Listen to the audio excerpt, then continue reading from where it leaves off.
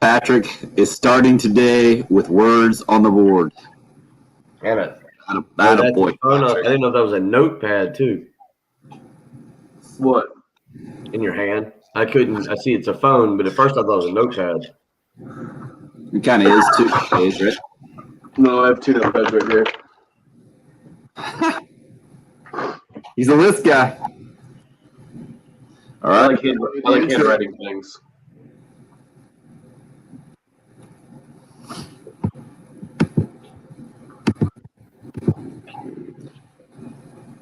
Bill, you want to do some radio? Oh, yeah. There we go. Okay. I'm ready to go. Hello, Friday. Whoa. Welcome to the weekend. Kind of. Getting there. Almost there. And it's quite the busy one, for sure. Glad you're a part of the early game this morning, whether you're going to join us on the radio, the audio stream, maybe you got the live video stream up on YouTube, Facebook Live, on Twitter as well. Sonny up first in on YouTube Live. Well done, Sonny. Good to see you. It's shamed, hoping to putting her picture up. Hope you're proud of yourself.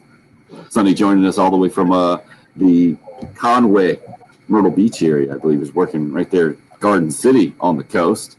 Bill, what do you think? Where's your head at this morning, getting this close to the weekend? Oh, we got it was good yesterday. I watched a lot of baseball. Blue Jays come back. Braves try to come back. They don't get the job done. Pablo Sandoval, I was unaware he's still playing baseball. But as we commented when he hit the home run, he better hit home runs because he's not running to first base very fast if it's a grounder in the infield. So I watched a good bit of baseball yesterday, a little basketball tonight with the women.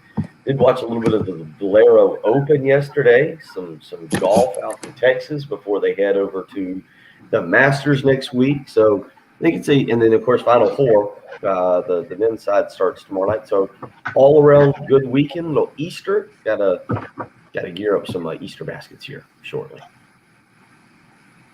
Gotta get big weekend for that. Maybe some Easter outfits, all kinds of stuff. Get ready for pictures. Make sure the beard is shaved a little bit. The neck is cleaned up. Maybe have a nice little Easter outfit for Sunday. What, your family doesn't do Easter pictures? Not specifically. Man, try to do it up, but we just try to survive at this point. I'm sure you ordered an Easter swimsuit. No, I've got the pink pants with I got I forgot the whatever type of pants they are, but they get the little seersucker. Thank you.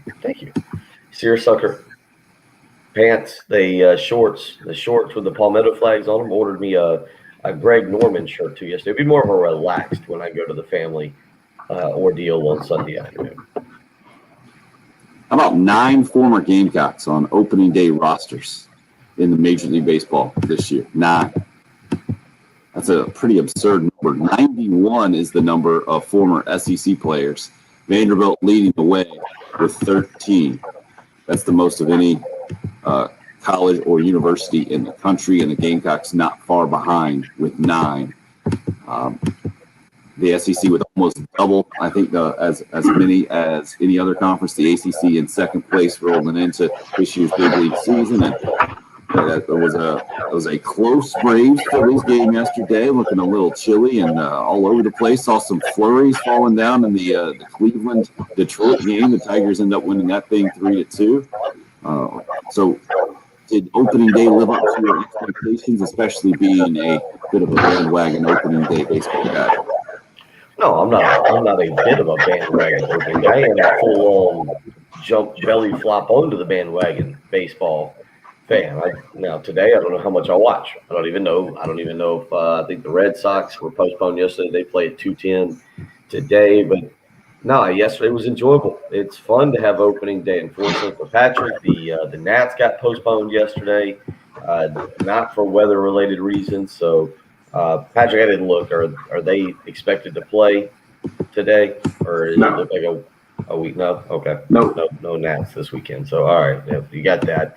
No, that'll be good. Yeah, and like Waddy says, Braves' magic number is now 163.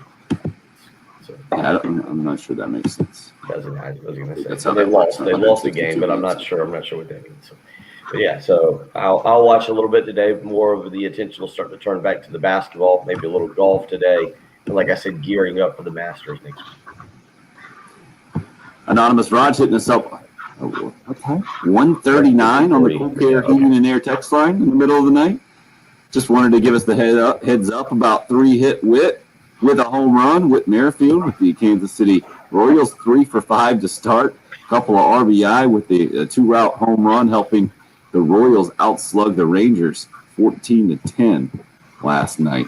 What else is he saying? Okay, here we go. Let's see. I don't know much from South Carolina before 1989 when I got here, Raj continues, but is Whit Merrifield already the most successful Gamecock alum in big league baseball? I'm not talking rings either, just stats. He's turned into one of the best second basemen in Major League Baseball, not just 1 year either. He's a hitting machine all spring as well. Runs, has a little pop, tons of respect around the league. If the kid was in a big market, he'd be a household name. Yes, it's 1:30 a.m., Raj says. The doctor started me on a steroid, excuse the awful baseball pun, and I cannot sleep, but I do feel better. Oh, he homered. I don't even know what that last part means as well. That's Anonymous Raj. I guess, Bill, you can attest to the steroid helping in the health situation recently. What was that, prednisone or whatever, that nasal? You got on one of those, and sounds like Raj might be on that. 60, I was on 60 milligrams a day, and I went to my actual physician here. Like, that's a lot. That's a lot. So I can't imagine baseball steroids. Well done, Travis, by the way. I've never seen this before. That's the great thing about baseball. You can watch a ton of games and see things you never see. You guys check this out. Dodgers. Bellinger hits a home run. Cody Bellinger hits a home run yesterday.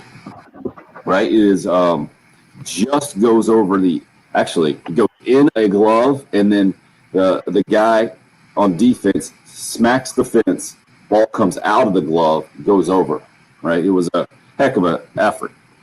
It wasn't like a Jose Canseco. You knock it over, and it wouldn't have been a home run anyway. It was a great play on defense, but just the impact of hitting the fence, pop the ball out, ball goes over the fence.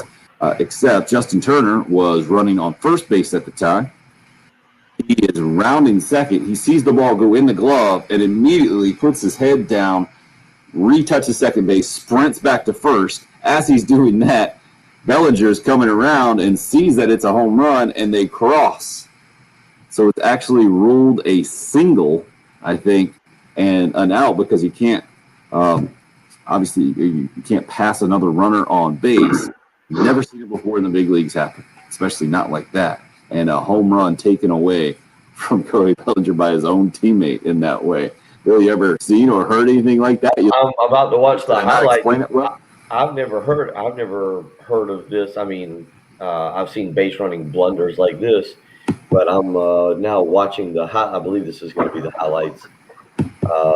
Okay, there's the left fielder who's angry at himself. He went up. It looked like he's very unhappy. There's Justin Turner back on first base, who is confused. Cody Bellinger does not look happy. The umpires are explaining everything. Yep. Turner is rounded second, sprints back, and Cody Bellinger is yelling at him. It's kind of crazy that Turner didn't even look back to see where Bellinger was at. And I see what you're saying. 15, the left fielder. You're right. I don't think that ball is going out of the park. He kind of carried it to the wall, jumps up, leaps up. Kind of his back is to home plate. Would you say that his shoulders are turned back is to home plate? Smacks into the wall, and the ball just comes out of his glove and rolls over the fence. So. Interesting. Okay, no, I've not seen that. The local connection in that game, Chris Owens getting the start at second base for the Colorado Rockies, former Gilbert High School standout. Great start to his season. Perfect 3 for 3. But and enough that taking away the home run helps as well. The Colorado Rockies knock off the defending world champs and the LA Dodgers 8-5 final score in that one. We'll continue to talk opening day. Patrick, you with us over there? You had a little technical issues. We worked out. We're ready to go? Nope. He's still shaking his head. Still working on some technical issues there. We'll get Patrick's hot takes coming up. Maybe it's because he came in hot with his board already filled out with freaks. I can't exactly read the names there. Kyle puts his number 5 on the freaks board. Okay, this is going to be interesting to get the explanation there. Bill, largest news yesterday. A bit coming out of nowhere. You gave me a thumbs up there, Patrick. You're good. I'm good now. Oh, thank you. Just had to reset the radio inside thing. We had to reset my unit. How'd you come up with your freaks board? Well, now that most of the pro days or all of the most substantial pro days are over, I can look at the numbers and pretty much just narrow it down. Number 1, easy for me though, was Jason Oway from Penn State. He'll probably be a first-round pick, but he's only been playing football for 4 years now. Just ridiculous numbers. 257-pound defensive end that ran a 4.36 and jumped 40 inches. It was outrageous. Well, for clarification's sake, I think it was 4.37 is what J.C. Horn ended up clocking in that 40, right? Yeah, so he ran faster than J.C. Horn. Amazing pro day, amazing times. He really earned himself a bunch of money. He's a corner, and this defensive end ran 1/100th of a second faster than him in the 40. Yeah, it was actually like people were freaking out, and his teammate Michael Parsons is on there too, the linebacker. But Jason Oway, not that many people talk about. He also had over an 11-foot broad jump, which is just freakish. Just everything about his pro day was crazy. He's built different. He is built different. Who else you got on your list there? Why is Kyle? Why is Kyle down there at number 5? Kyle Pitts, he is number 5, and Jamar Chase is number 6. I'm always partial to big guys that can do things in freakish ways. And Kwity Paye, unfortunately, we didn't get to see him run do his 3-cone because he ran a sub-7 3-cone at 275 pounds. It was like a 6'8", which is just ridiculous. But he hurt himself running the 40. But he is a defensive end from Michigan. Also hasn't been playing football that long, but he did 36 bench press reps, 35.5-inch vert, a 10-foot broad jump. Like everything he did was crazy. 4.5 on the 40. So just a different type of human. And then Milton Williams is a defensive tackle from Louisiana Tech who was in the 99th percentile for basically every physical metric you can find. Basically the best athlete at that position since Aaron Donald. Patrick is coming in hot. I like it. You mentioned that last guy's last name was Williams. Another Williams making the headlines yesterday. Bill, what you make of Roy Williams at 70 years old saying he's not the man for the job anymore and retiring? What I make of it was this planned by North Carolina? Is this a bit of a joke to release this information on April 1st, on April Fool's Day? Or was this just the timing of it and somebody went, "Dope, can't believe we did it on April Fool's Day," and caused everybody a little bit of confusion early on? Which one do you think it was? Like a bit of a have fun with everybody. This is the day to release the news, or a bit of a slight error on not realizing what day it was. Yeah, I think most people don't worry about April Fool's Day when they go about their business. Right, especially the way his coach is all time in college basketball. You think he was just like, you guys say I'm going to that. go ahead and do it. So about 10:30, there was two. One of them was when we were doing the show yesterday, and I was going to bring it up on the show and go on a very hot take about being selfish. Willie Simmons, former Clemson quarterback and now current Florida A&M head coach down in Tallahassee, put out a tweet yesterday morning towards the end of our show. And it said that LeBron James would be on campus. He was meeting with some designers that day to look at his new shoes. Now, LeBron James is out right now. He's injured. So it was plausible that he could technically leave the Lakers and go to Tallahassee for the day and hang out. I didn't know why it'd be Florida A&M, but okay, I can kind of, HBCU, whatever. I can kind of understand it. So he puts out this tweet. He's like, LeBron will be at the Student Center. He's going to meet some people, take some pictures, sign autographs. So I read this during a break yesterday, and I was like, man, that is selfish. LeBron is so selfish. Why would you leave your team here? You're in the playoff hunt. You're a 4 seed right now. And then I scrolled down 5 minutes later, and Willie Simmons was like, "Oh, got all you guys, April Fools." And, of course, then a few people were upset. So there was that one that got me. And then the best one yesterday was the South Carolina hockey. Did y'all guys see that tweet? Back to the Carolina Coliseum, I saw. Back to the Carolina Coliseum. And I read it, and I was like, this is just another sign. It's another sign South Carolina is not invested in basketball. It's just another sign. You spend all that money turning Carolina Coliseum into a decent practice facility. You've got it fixed up. Where are they going to put this court? Where are you going to put this court?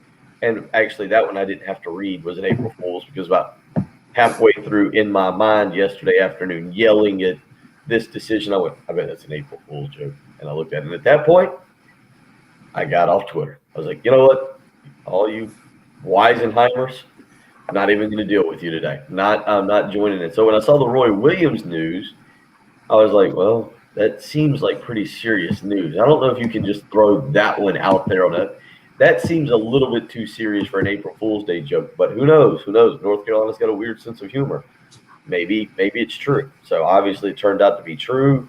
I'm intrigued when you get a school, North Carolina, Duke, Kansas, Kentucky, Michigan State, I'll throw them in there. Those are kind of, to me, the big five, the perennial five.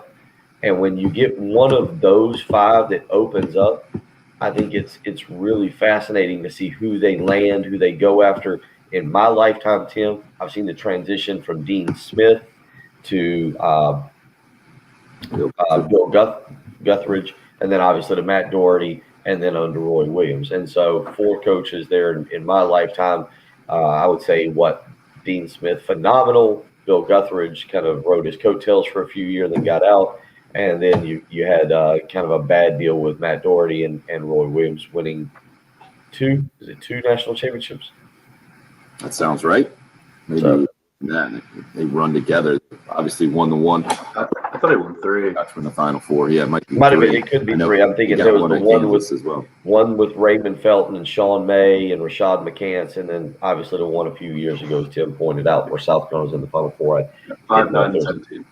Okay, 5, 9, and 17. So, yep. So interesting. Never had problems. Never probably had problems with Roy or viewed him like some do. But I hate to see him go. But 70 years of age, he can ride off into retirement and hang out, and we'll see where North Carolina basketball goes from here. Billy on the Cool Care Heating and Air text line. Good morning, fellas. Weisenheimer. Bill, out of curiosity. Oldest 38, almost 39-year-old you will ever meet.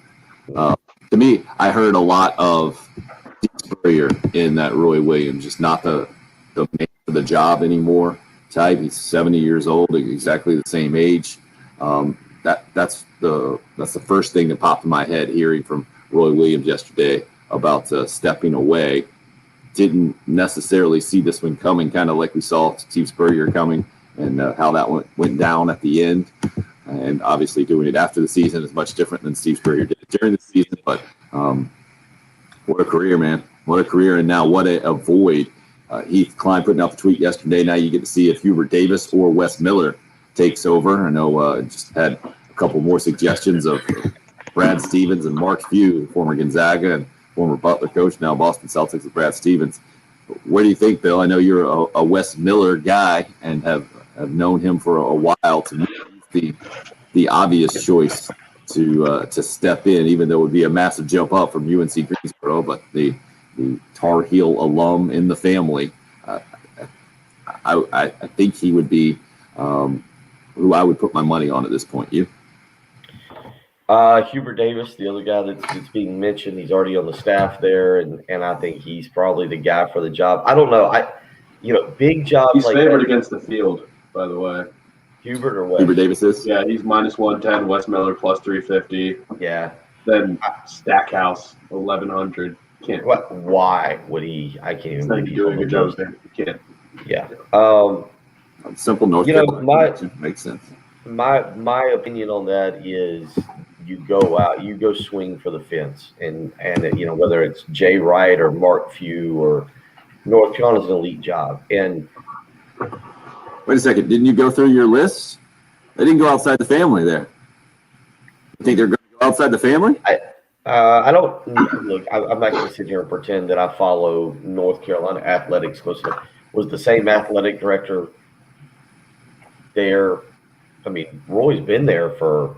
What'd you just read off? 5, 9, and 17. So this is it was. I think he started with you. I think he went to UNC in 2003.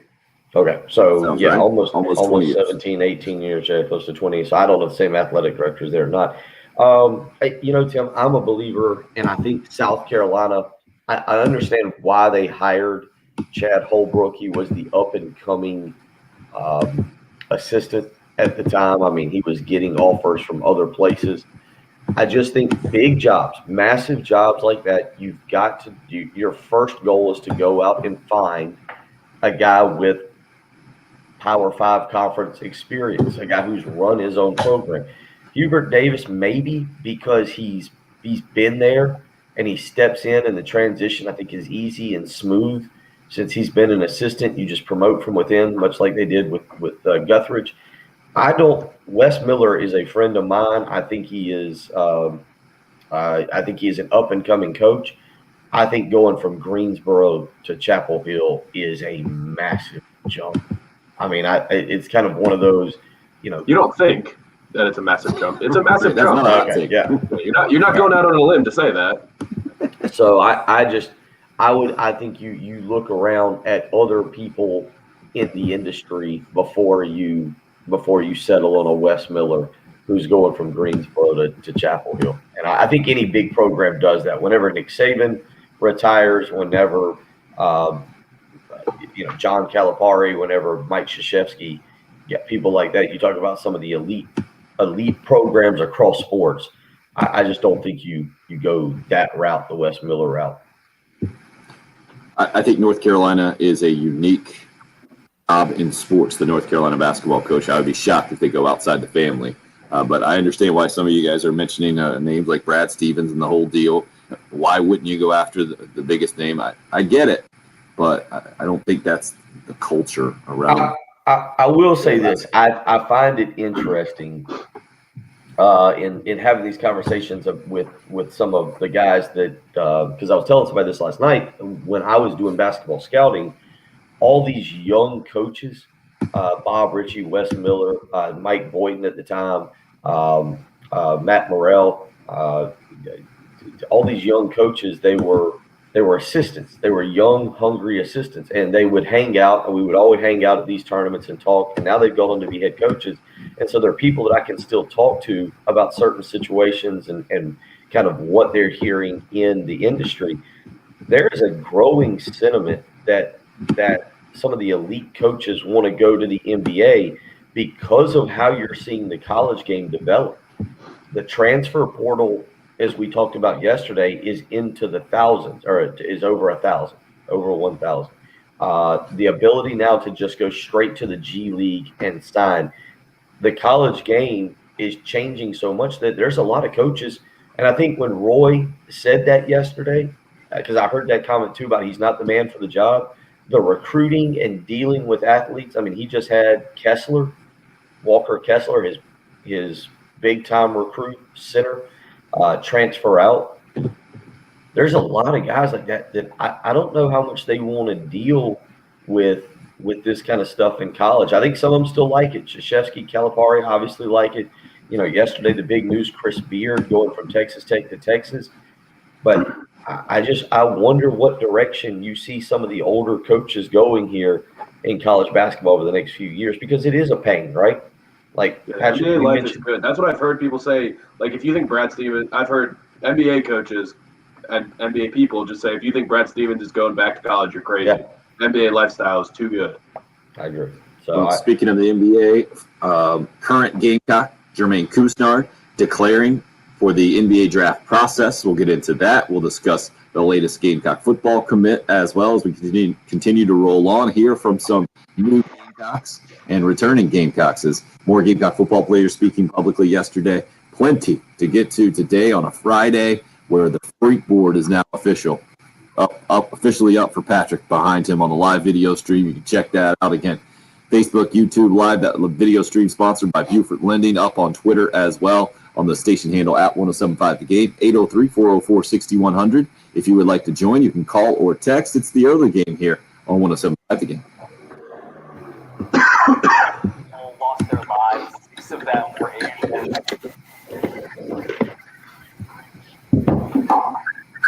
Oh, you got time, Bill. You're good. That was a long liner. You got 15 seconds. Let's see if he can step up to the plate now that he's got his scripts.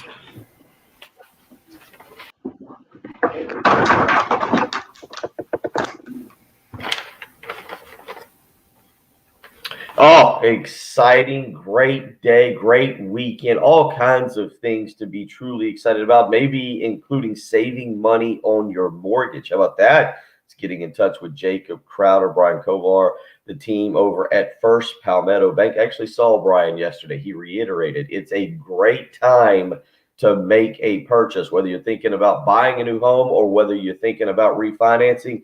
Brian likes to told me again, he loves the movie Hoosiers, and he wants you to not get caught watching the paint dry. Brian and Jacob right now working with First Palmetto Bank, helping families more than ever save $200, $300, $400 a month. Again, those interest rates are not going to stay this low forever. You need to make the phone call today. See what you can become approved for. 803-719-1005. That phone number again, 803-719-1005. You can email Jacob at Crowder, CROWDER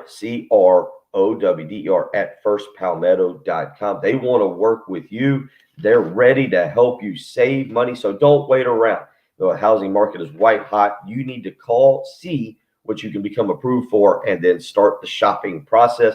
Maybe you just want to refinance, save a little bit of money on that monthly mortgage payment. Either way, give Jacob and Brian a call. Jacob, the mortgage guru. Brian, now the Hoosiers guru, I believe. Give him a phone call this morning, 803-719-1005. That's Jacob Crowder, the mortgage guru with First Palmetto Bank.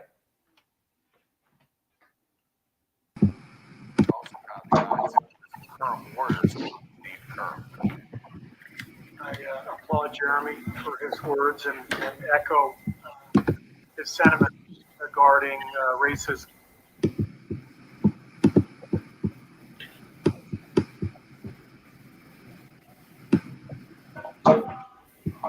Reading this article about East Tennessee State, the players think their coach got fired because of a anthem protest they were doing.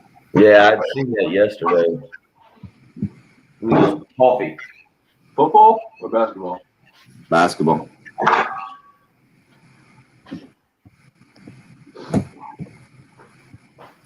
Apparently the coach supported the players kneeling during the anthem and then went 13-12, had a couple of years left on the contract, and now resigned.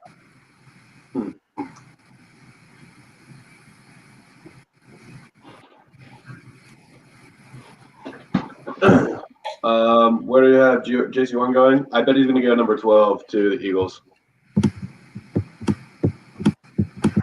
Greg. And I didn't watch his 30-minute documentary. Yeah, he's got a couple of episodes. Yeah, I mean, I like JC1, but I don't care enough to watch his personal documentary. Impressive, Chris. Chris double dipping. Watching on YouTube, texting in on Facebook. Love it.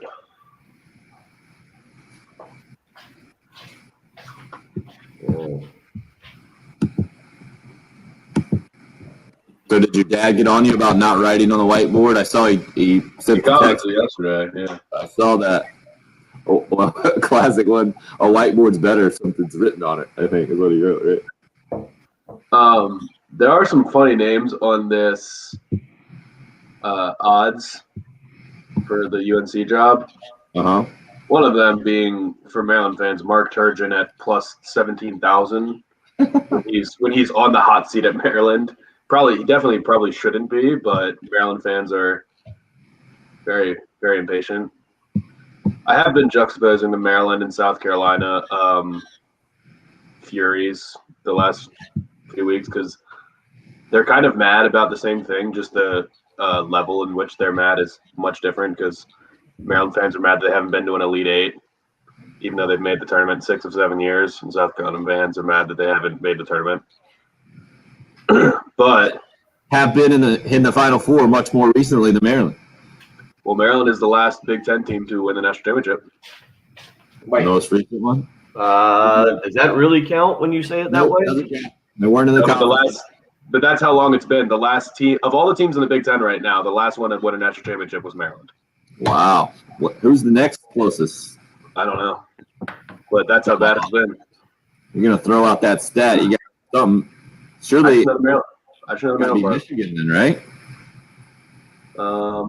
When did Michigan State win it last? No, Michigan State. They're 2000-ish. Mateen Cleaves. Yeah, all they do is go to the Final Four and not win national championship. I think they won it in 2000.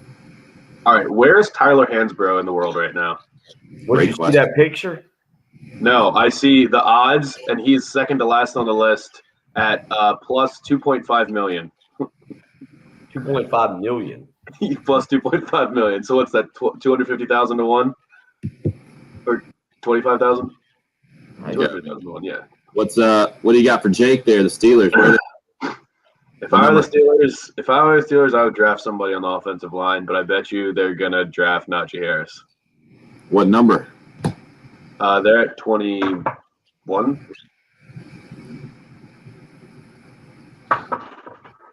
I think that's too high for Najee, isn't it? Yeah, I don't think any running back should be drafted in the first round this year. Don't get me wrong. I think Harris is going to be fantastic. Yeah. But it's just weird the way the NFL works these days. Yeah, I mean, when you're just getting a rookie cost control contract, you should be drafting the positions that cost the most money to retain, I think. One of the lines, or pass catcher, corner, or quarterback, obviously.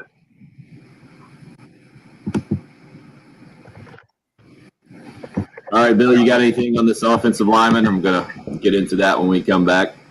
Yeah, I mean, nothing really great, but yeah.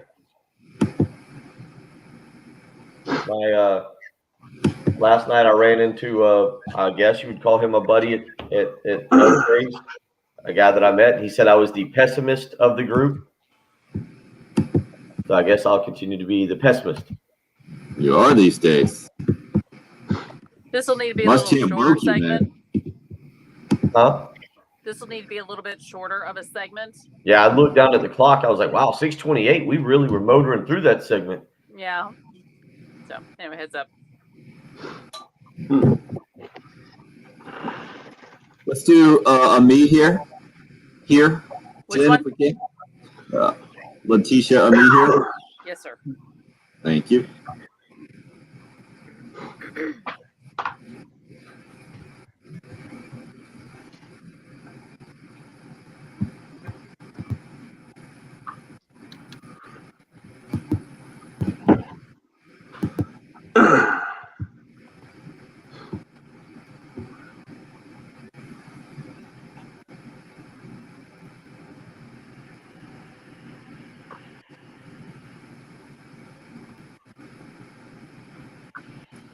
Gamecock forward Letitia Ami here in San Antonio ahead of tonight's Final Four matchup. Clash of the one seeds there. The Gamecocks against Stanford. 6 o'clock tip time, 5:45 airtime right here on 107.5 The Game. Gamecock baseball gets going at the same time. It'll be on our sister station, 1320, ESPN 1320 AM until the women's basketball game, and then it'll be joined in progress here on 107.5 The Game. Other basketball news yesterday, Jermaine Couisnard of the men's program joining his teammate Keyshawn Bryant and saying he's declaring for the NBA draft. And Bill used almost the exact same wording, talking about not hiring an agent. I'm excited and appreciative to go through the draft process. Anything to make of this news, or is this, again, what we would advise everyone to do in this position? If you have the option to do it, why wouldn't you do it? Yeah, it's kind of funny because we haven't seen a ton of South Carolina players do this. We saw Dozier, Silva. Is that it?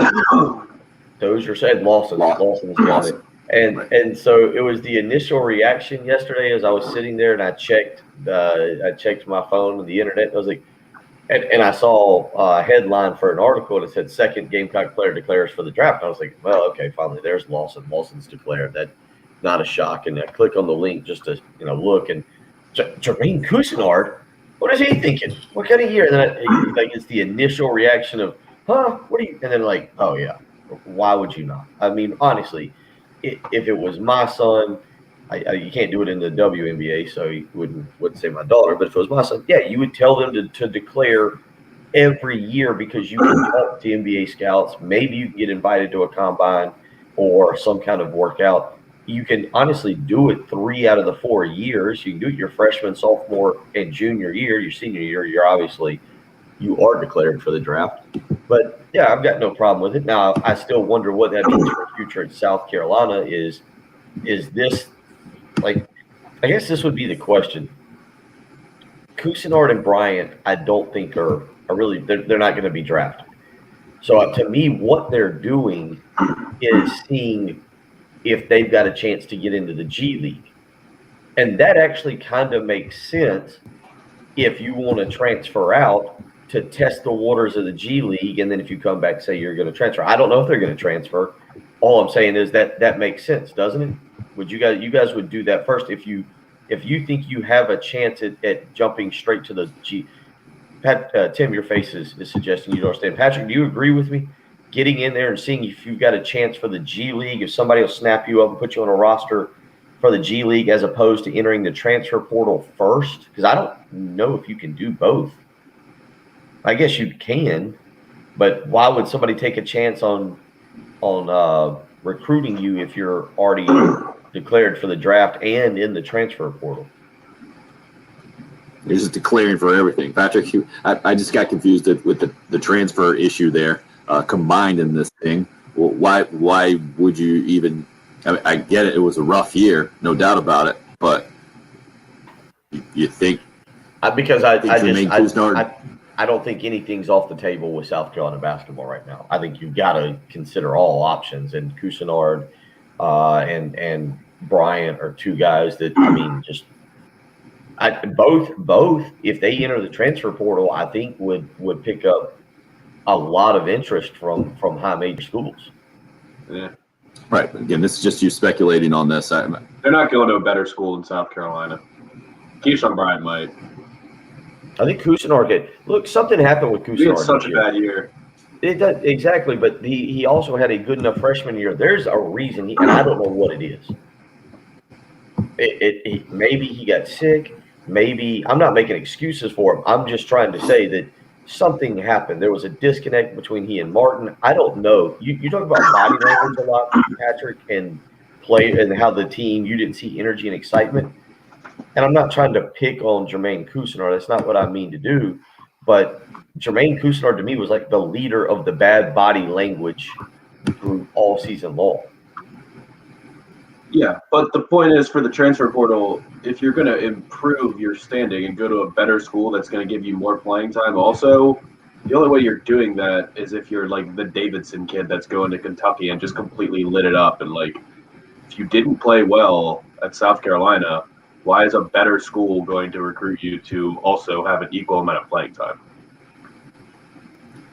Speaking of recruiting, Gamecock football has a new commitment. An offensive lineman from the state of Georgia, Grayson Maines is his name. Give you more details on that as we continue to roll on this morning on a Friday. Hope we can get your weekend off to a good start. 803-404-6100 if you would like to join the show. Check us out on the YouTube, Facebook Live pages as well. Oh, the subscribers. Appreciate the new subscribers to the YouTube channel. Yeah, that popped up. Got a nice little bump. Feel free. We would love to have more of you guys out there. If you didn't even... 81. We have a YouTube channel. channel. To get to 700 today. We would love that. Just search 1075 The Game. If you're unfamiliar, click the old subscribe button. We would love to have you. You're listening to the early game here on 1075.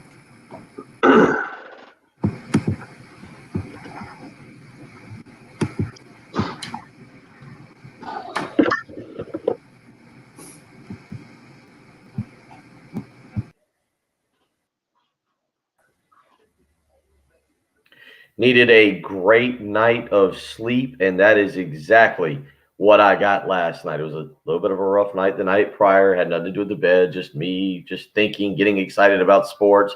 Not the case last night. I am geared up and ready for a fantastic week of sports with the sleep number setting. I actually messed with it. I kind of wanted to test out a little bit softer mattress, moved it down to 45, kind of angled the bed a little bit more. Just seeing, that's the great thing about a sleep number bed.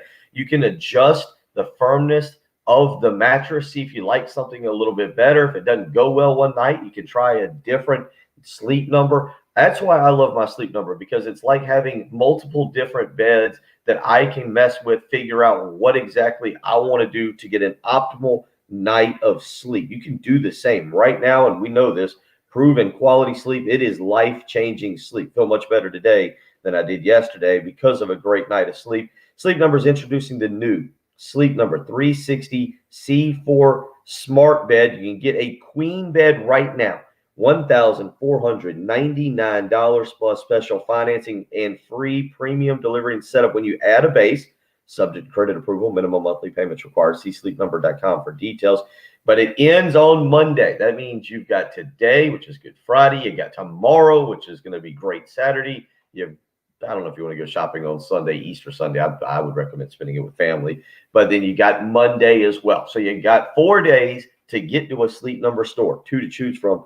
One in Irmo, Harvest Boulevard across from Buffalo Wild Wings. The other in Columbia, 2 Church across from Sand Hills Mall. You can always visit them on the web. Sleepnumber.com is the way to do that. You need a great night of sleep because, again, proven quality sleep is indeed life-changing sleep. You'll wake up rested, refreshed, ready to go. Make the switch to Sleep Number today and find out what a great night's sleep is truly like.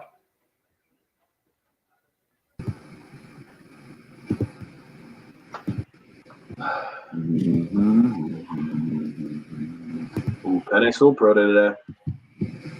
Oh, Penny Sewell. He could get added to the list potentially. Now, it says, are you streaming all this? Do you sit patiently and stream? No, I mean I would if I was working normal hours, but I have to sleep during that time, so I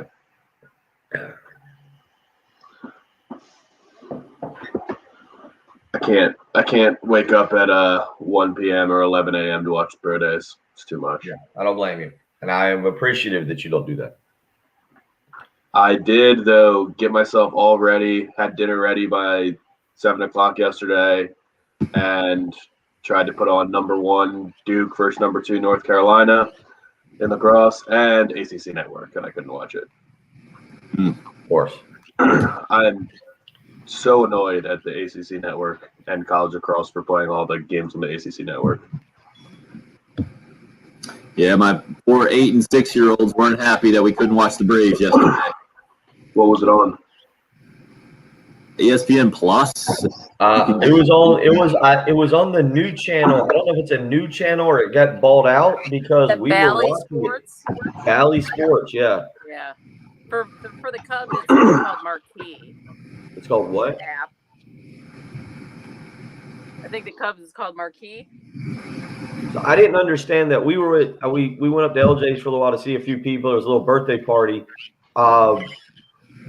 What is Bally Sports? Because it was owned television, and I don't think anybody was streaming it through their phone to the casting it. What is Bally Sports? I didn't take the time to read that yesterday. Isn't it? It was a Fox Sports Regional. regional. Thank you, regional. Bally Sports South. Yeah. Yeah. So basically, they've just voted out. Yeah, ours is Masson, and everybody hates it. What's that? Masson is the Mid-Atlantic Sports Network. Right. That does Orioles and Nationals, and everyone hates them. They do it. Wow. Well, they didn't play. There's like drama, like the Lerner family owns it, but basically like has the Orioles over a barrel and just completely screws over the Orioles. They didn't play any of the spring training game. They cut a bunch of staff. Like apparently the Lerners are just the cheapest billionaires in the world and just don't do anything to actually help their Kind of how they organization. keep their money. Yeah, well, that's a big problem for the Cubs too, right? Yeah. I hear bad things about Wrigley just completely like screwing the fans, Hey. making them pay for everything. So if you go to so we went to LJ's and then we went and got dinner last week. We went to a place here in Lexington. It is customary. Please agree with me on this. If you spend $100, if your comeback and your tab is $100, they put in the little book an itemized tab of what you spent, right? Typically. Yeah. Right. I mean, that should be. That has nothing to do with the number. Price. Yeah, they should do it no matter what, even if your total was $25. Well, no, but $25, I can generally go like, okay, I knew how much that costed. I knew how much that costed. I can kind of get to it. You said you lost track. They should do it every time. But then the waitress or bartender or whomever should not be offended when I ask for an itemized statement because I didn't think we spent $100. If they are offended, that's probably the last time you should go there. Well, unfortunately, it's a pretty good place here in Lexington. We went. I'll be going back. I need a conclusion to the story. Did you get your receipt? I did, and I tried to play it off. I did that thing because he clearly was offended. Like he was clearly offended. Huh? Did it add up? Yeah, I mean it did. The difference was we ordered Angel's Envy. This was great. Angel's Envy. We each had a glass of Angel's Envy bourbon. What is that? Never heard of it. You never heard of it? It's good bourbon? quality. It's good quality bourbon. It's not something that it's $40 a bottle. You want to guess? And this is where it's iffy. I wasn't gonna argue on this. Now we're getting close to going back in. It was $18 a pour. Whoa. So it's $36. So our tab was $104. But I'm not going to argue about the amount of the pour. It just is what it is. I won't do that again. But like I said, when I got my tab and saw how much it was, I was like, this isn't adding up. Like something here is wrong. All right. So I still just drink Old Crow. We do number 6, please, Jim? Yep. Thank you. About a pour of one pour of Old Crow will cost you $2. Four, but I don't disagree with you. I don't know what they poured LJ's. 5 points, it's 2. Yeah.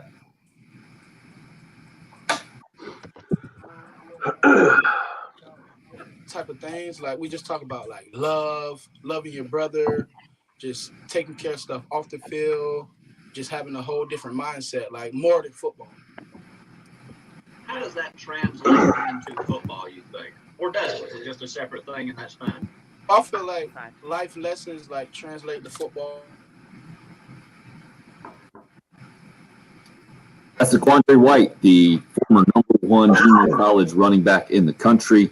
Got into the rotation last year a little bit on offense, special teams mostly, and then switched over to the defensive side of the ball relatively late into the last season after opt-outs. And that was Josh Kendall from The Athletic asking the question there, he started the question with how this new coaching staff is different than the one before. And I thought that was quite the answer. Yeah. I know that now we all view the way that Will Muschamp ran the program differently, but we all agreed at the beginning that Muschamp really was a unity-based program, that players seemed to have love for it. Like I would see the videos of them on the lake and Muschamp doing things like taking them over to Fort Jackson. It felt like at the time, I guess we didn't know the behind the scenes, that we were hearing the same things. Do y'all agree with that? Because I hear this. You said we don't know the behind the scenes. I still don't necessarily think it was just the losing that brought the worst out of everyone. Like, if the team was winning games, it would have all been fine. It's just the COVID season combined with the losing. Like, if Muschamp didn't get fired mid-season, those guys probably wouldn't have opted out, and we probably would be looking at the whole thing a little bit differently and said, yeah, something just didn't work. But we wouldn't. I still think it was just all those guys leaving in the middle of the season right after he got fired that made it seem worse. When you hear that, White's point, Bill, is that it's a different type of messaging. Like Luke Day came in, the strength coach, and probably put it into Jeff Tillman never talked about loving his players. Talked about getting guys in there bigger, strong. Muschamp never talked. talked about loving his guys. I think he did have love for his guys, and his guys had love for him too. Don't get me wrong. It's just that wasn't talked about in the same way. You agree with that, right?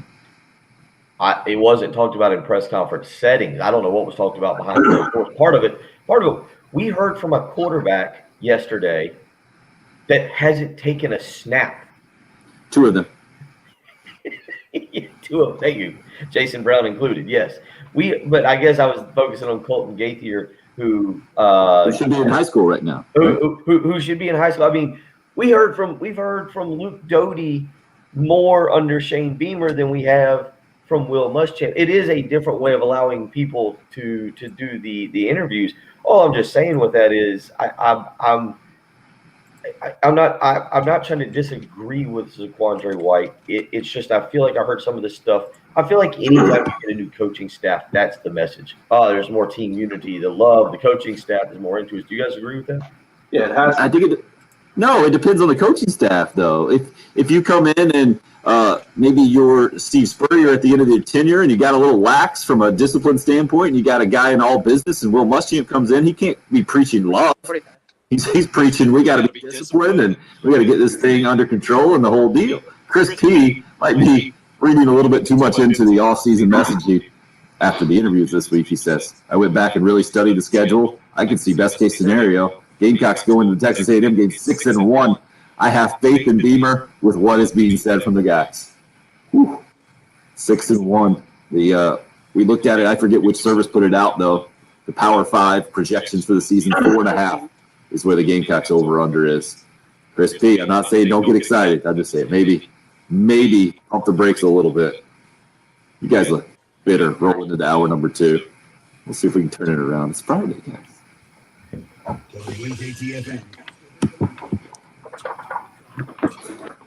What does that look for, Patrick? You did not look happy.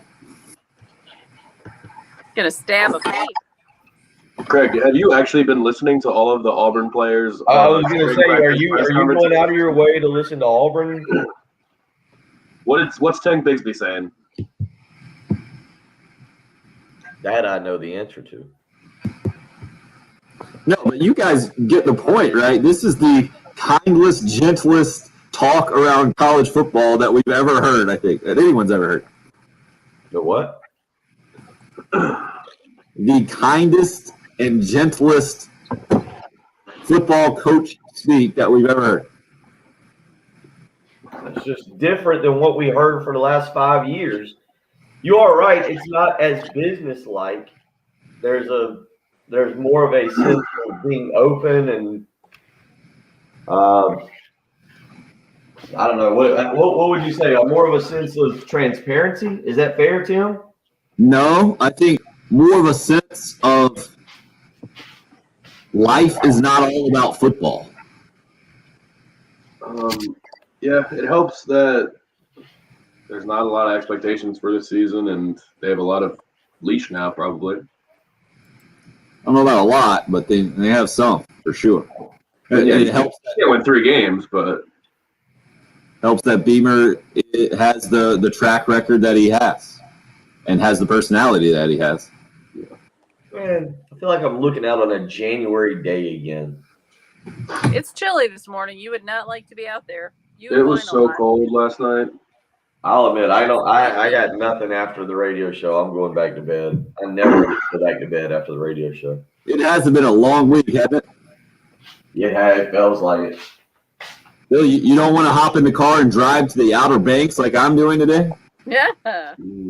With the 3 kids in the back? With Now, there's a question. How do you handle the 3 kids in the back? Like, is it iPads? Is there some kind of electronics that get involved? Is there a multitude of books? How do you handle 3 kids in the back? Well, you got to know the 8-year-old has he gets the car sick if he starts to read at all, so we can't do that with him. Oh no. The almost 1-year-old, I mean, none of them really sleep in the car to begin with. So we don't let them watch TV in the car typically, but on trips we do. We have the little TV screen. So I borrowed 9 movies from my sister yesterday. This is how we're going to try to get through this thing. How far Where'd would you you get trip to the Outer Banks? 6 hours? No, it's 8, I think. Oh, good Lord. We're breaking it up. We're not even trying to do it all in one day with the 1-year-old. Yeah. You tune them out. Chris says you tune them out. It's an acquired talent. I've gotten to the point both of mine have their headphones.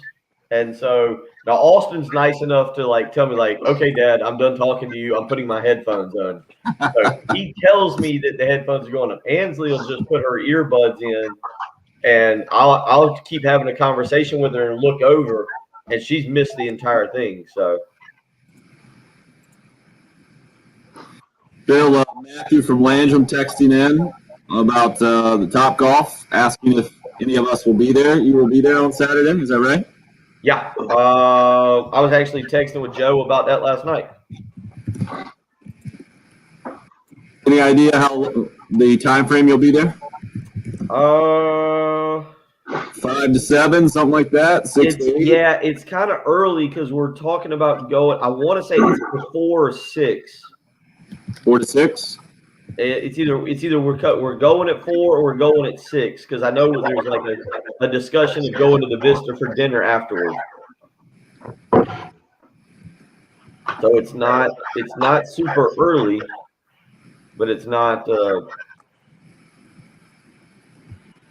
I'm just gonna put Bill will be there. Good luck tracking. Tell him to listen next week. I'll say what time I'm going to be there. I'll see if I can find out. Oh wait, here we go. No, it doesn't tell me what time. It just says Top Golf general admission. You can't. I would assume you can't just. Oh no, he said 2:30. We're going at 2:30. Oh no, the women's national championship is on Easter Sunday at 6 p.m. Yeah. Oh. I'll be at my mother-in-law's house. I'll be like, oh, I work. Gotta watch the game. Yeah. Jen, are you driving or flying? I'm actually flying this time. Where is your mother-in-law at? Where do you got to go? Same hometown. Oh, you and y'all are from the same hometown? Mm-hmm. Never. Oh, y'all grow up on farms next to each other? They weren't farm people, but he was a city slicker. exactly. Literally, we lived a mile apart from each other. He and I, we went to high school together, went through confirmation at church, and I couldn't have cared less, About confirmation or high school? No, sorry. Based on what I've heard, yeah, I can see where high school was something you didn't care about. Yeah, no. I was way into it. He was not, but it wasn't until I went to college and. Y'all went to the same college? No, but I was home for the summer, and basically I was trying to set him up with somebody. He was trying to set me up with somebody, and that didn't work. It just worked. It just worked. There was a double date, and y'all just left the other dates, and that was the start of a beautiful relationship. Something like that. My dad tried to teach him how to ride a bicycle backwards at a church choir event, and Darren couldn't do it, and my dad could, and I thought it was pretty funny. Strange. I think the three of us could offer stories on our marriages, even though you two have managed to survive, I did not. And then Patrick could tell us how things are going. Patrick, the girlfriend go home for Easter? No, she's making a bunch of food. I didn't realize the women's national championship was on 6 p.m. though. You guys, I'll give this to you, man. Y'all do some stuff with food. You're right. I mean, I'm working from 1 to 8 on Easter. Oh wow. Well, if we win tonight. Funny as up. I think we're a big underdog. Probably. We're rolling into hour number 2 on a Final Four Friday for USC women's basketball. 6 o'clock tip time tonight. 5:45 airtime on 107.5 The Game. Stanford is the opponent, and it's really interesting to me.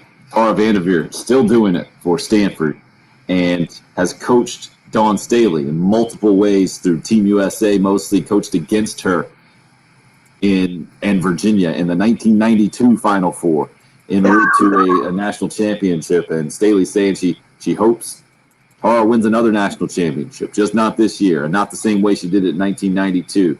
But going back to the very beginning, and Bill, this kind of goes into the comment we played just the other day, talking about getting back on the bandwagon and how Dawn Staley approaches it, things with a bit of a chip on the shoulder and almost Michael Jordan-esque and taking things personally. Let's start hour number 2 hearing from Dawn Staley and retelling a story at the very beginning of her coaching career where she goes to a mentor to ask for some advice about this whole coaching thing. I reached out to her 21 years ago when I told her Temple offered me the job. And I hope she remembers it. So I asked her, what do you think, Tara? She was like, don't do it.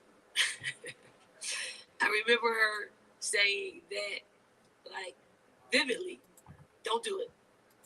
And I never asked her why, or I don't remember the why. But when she said that, it was an immediate, it was magnetic. I said, I got to take this job. And for me, I need some type of chip, and I think Tara saying that gave me a little chip on my shoulder to kind of prove her wrong.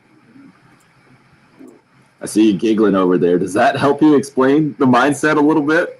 That's the clearest I've ever heard her talk about that. No, because I'd like to know I would genuinely like to know the reason that she told her not to take the job. Like, okay, well, Dawn Staley went on to elaborate, and she said she's just kind of speculating, but she's thinking that she understood Tara Vanderveer, talking about the Stanford coach. At the time, Dawn Staley still playing in the WNBA. And from a head coach's perspective, you understand all the effort, energy, everything that's required to do the job well. And Dawn Staley, I think, put it in like she didn't want me to cheapen or cheat my pro basketball career at the time, or kind of cheapen the game and not be able to give the full effort to the coaching at the same time. I think it was like the splitting of the roles. Okay. See, so now that makes sense. Like that's not even like a criticism or the way we played that. She also added that she doesn't hold it against her.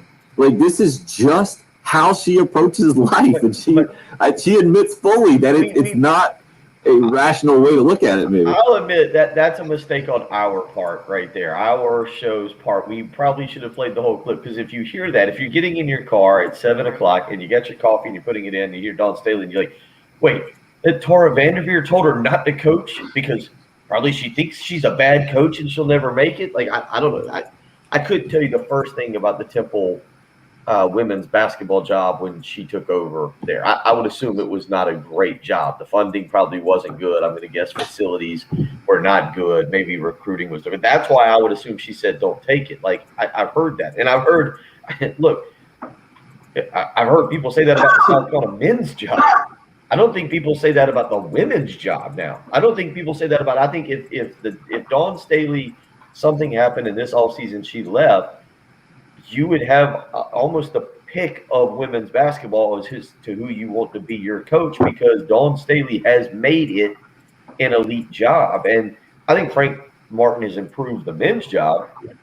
He's shown you can win. I don't think not just the Final Four. I think he's shown you can win in the SEC when you look at having 4 winning seasons in the last 6, something that had never happened. But, yeah, I was wondering. So the way we played that clip, it made me want to shake my fist at that Tara Vanderveer and really dislike her more. Not that I know anything about her. She might be the greatest woman ever. By the way, Stanford's a 5.5-point favorite tonight for those of you that are into this kind of thing. Per DraftKings, Stanford 5.5-point favorite, and the total is set at 134. If you're looking for some value there, the Gamecocks plus 185 on the money line, so not bad. Connecticut is a 13.5-point favorite over number 3 seed Arizona. The total in that game is 127. Take the points. Final Four. In the Arizona game against UConn. I'm all so, over. Wait a second. Are you taking the points then on the men's side of things? I think 13.5 is also what Gonzaga is favored as well. Patrick, you taking that? Yeah, in Final Four or championship game settings, I'm always taking the points. So UCLA, you're going. Oh, okay. Good luck with that, man. With the way Gonzaga is playing, especially. Is Baylor's favored by what? 4 or 5 points? I'll have it right here. I've got it. Hold on 2 seconds. Baylor is favored. It's gone up. It's gone up to 5. It opened at 4 at William Hill. It's gone up to 5, and Gonzaga opened at 13.5, and that has gone to 14. I guess you can relate to what we just heard from Don Staley to the end of hour number 1. We're talking about Gamecock football. And Quantrick White, we played a comment from him about how this new coaching staff speaks a little differently, talking about love, and I think the strength coach and Luke Day getting into that. We've heard from him, and heard Shea Beamer says that's one of his principles, as corny as it may sound. And it's just a different way to approach it, just like Don Staley approaches challenges, I think, differently than a lot of other coaches.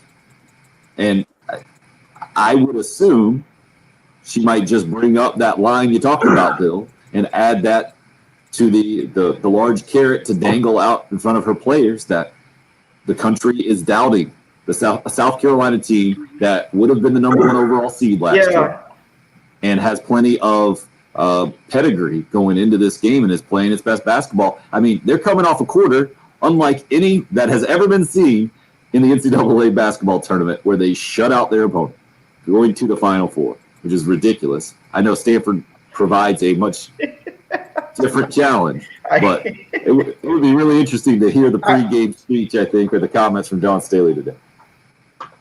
You just did something that I heard Tim Kirchin do yesterday and promptly got corrected in the Yankees. And now I'm going to see if I can look it up. And so Tim Kirchin, you said this never happened before. Are we sure a team's never been shut out like in the first round for a quarter? I feel like that's probably happened. No, I know. I saw the stat, a reputable source. I think maybe it was ESPN stats. Somebody put it out. That never happened in the history of the tournament.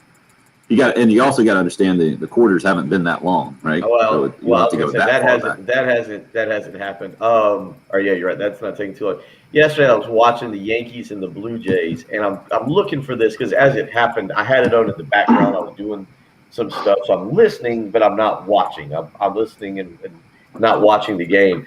And Tim Kirchin is on the call, and I forget who he was on the call with, and he gave some, and it really was some ridiculous stat on Garrett Cole and how he struck out one batter every inning for something like 300 straight innings, which on the surface, I was like, oh, that's a ridiculous, like, that. There's no way that's possible. Just one batter an inning, for 300. And he's like, I bet that's never happened in baseball. And whoever his commentator was like, yeah, that's actually happened a few times. Like, whoever does it. And I wasn't listening close enough to I just heard that stat because the actual stat, and I want to look it up now and repeat it because it really is an incredible Garrett Cole strikeout, one an inning, just one guy. He got to 8 yesterday. They were seeing if he could get to 10 because he was on a limited pitch count. He got to 8, but was it confirmed that Kirchin was wrong? Tim Kirchin would not come in with fake news. I'm a big Tim Kirchin fan. They moved on quick in that segment. They were talking a lot about I have a Kirchin bobblehead. Have I told you guys that? No. What? Really? Why is that not in the background? It's not here. It's back. It's somewhere in our house. I don't think it's being treated with the respect it deserves. But you're a good pitcher, by the way, when you put in strikeout, streak, and several different ones come up. That's what Garrett Cole is right now in my internet research. Okay, I'm sorry. I said 300. I said 300. That was okay. Again, I apologize. I was not paying as much attention. It was 73 straight innings, consecutive innings dating this. It was broken back in 2019 when he was with the Astros, but he had recorded at least one strikeout in 73 consecutive innings, regular season and postseason. And it was dating back, I guess, to August 1st, and it was broken on October 10th of 2019. That is a ridiculous stat. Yeah, I don't even know if that's his best one. I'm looking at another one. 270 batters he struck out in basically a year plus. The previous record was 240 by Roger Clemens. So this was the following year, I think, even after that streak. Wow, it's ridiculous. I will say, yes. I did my baseball stuff yesterday. I watched a little bit more today, but I did my baseball stuff yesterday.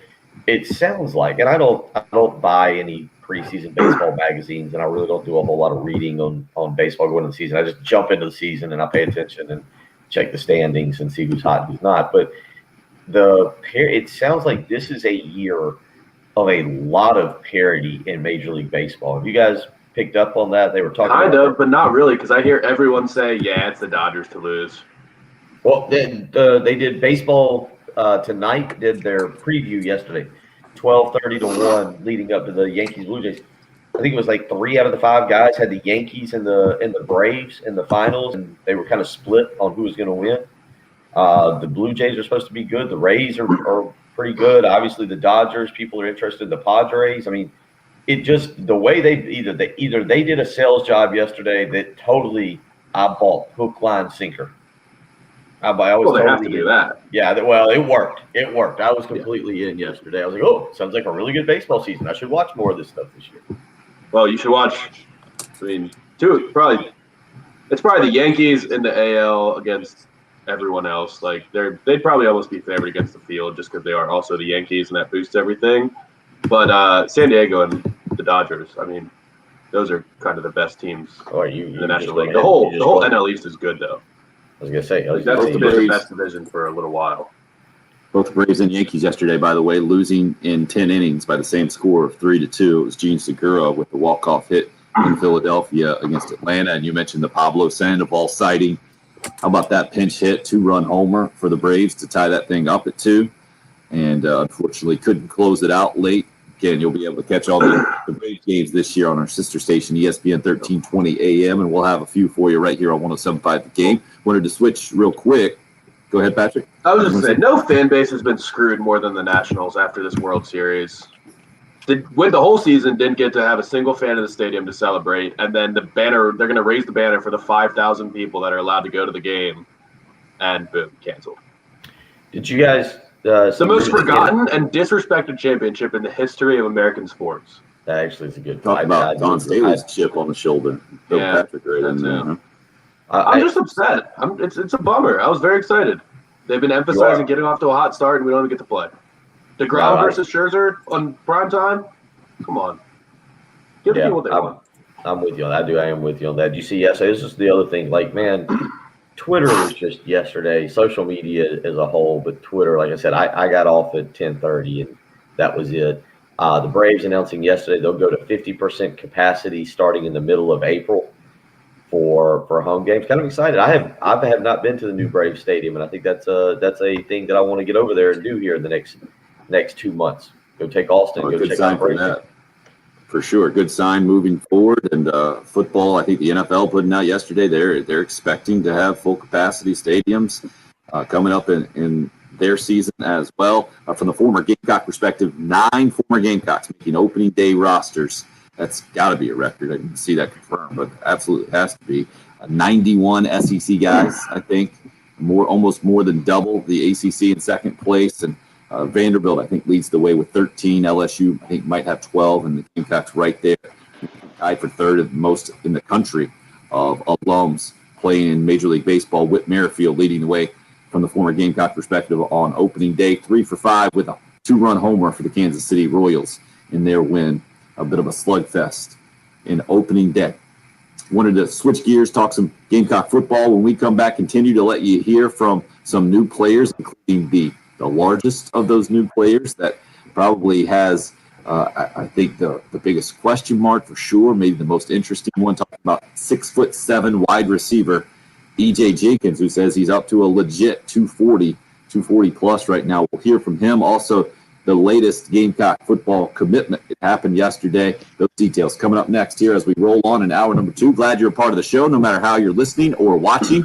Up rolling on the live video stream sponsored by Buford Lending, Facebook Live, YouTube Live, and on Twitter at The Game, 803-404-6100. If you'd like to join on the phone lines or text, it's the same number. It's the early game on 107.5 The Game.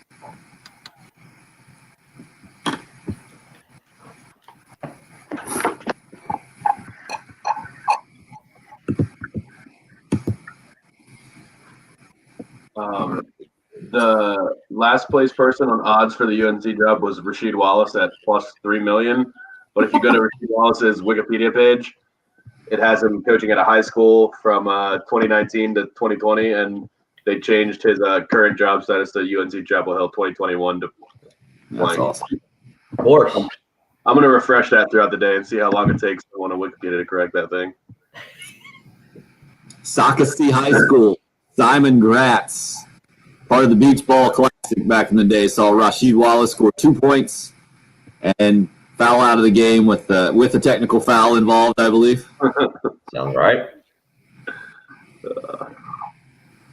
You know who he was drafted by? Wasn't the Trailblazers? Washington Bullets. Oh, wow.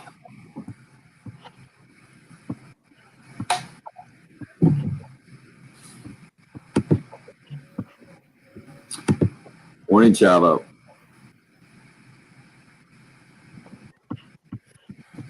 Craig, I don't even know what that means. You're asking, is there a money line straight up with no point spread? I think he meant is the money line, just meaning straight up. Yeah, the money line is just who's going to win the game. Right. Yeah. Yeah, Craig, I that's another language to me too that I don't get. Yeah, money line, you don't get as good of odds. Or you get better odds, depending on what side you're Well, playing. yeah, if you're taking the underdog, you get better odds. Yeah, I'm sorry. That's why you guys complete each other right there. Well done. That's what we do. So did you say y'all are just going to cook a bunch of food on Easter, or y'all going to do that tomorrow? No, I don't know. She's just making like a ham and traditional Easter stuff. Her cousin goes to school at Carolina, and she's having her cousin over, go to church and all that. But I'll be working from 10 to 8 on Sunday because I have to do the church service on Sunday morning. Oh, good. So you'll get some Easter church. We'll see. We'll see what happens tonight. So Patrick, I gotta set it up to where we're betting that USC will play in that national championship. We're gonna run that game on Westwood 1 if it's not them. So I just need you to adjust it slightly. And I'll probably just hit the button manually, remotely If they lose. in that game. Does that make sense? If they lose, you mean? Right. What would that mean? Just taking out the rejoiners and the. A couple of the specific spots, I think we probably move out of there too. Okay. And I think there are just fewer breaks. And, yeah, just it'd be nothing that you wouldn't be able to do while you're doing the church service.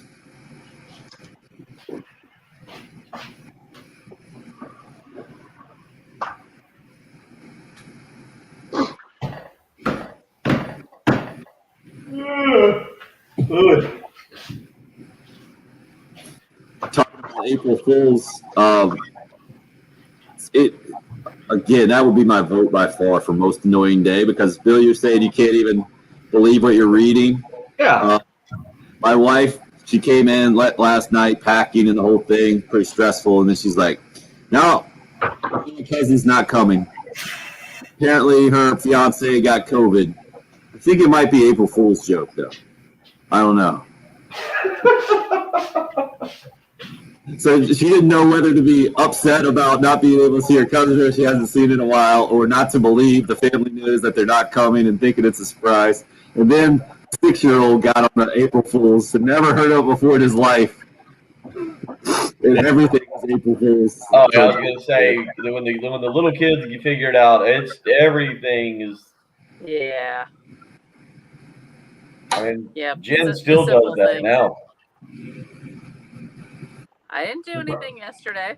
You just went back to the old days, huh? Just Probably because your family's had enough of you. They didn't let you come home yesterday. They just told you to go somewhere else. No, but I tell you, I had some fun conversations last night after one of my professors from Butler had kind of commented on Twitter. Your professors from Butler. You are such good friend. You are such a nerd that you still keep up with your professors from Butler. Is that He's what a I cool- just heard? Well, he's a really cool guy. We were his first class when he first started teaching. We've been friends since then. And after the prank I pulled on him, the fact that he is still, says something. Hey, what? Shout out to Rick Peterson at South Carolina. We talk every now and again, Bill. He's saying that I'm a nerd too. You and who? Professor over at South Carolina still runs the TV program, Rick Peterson.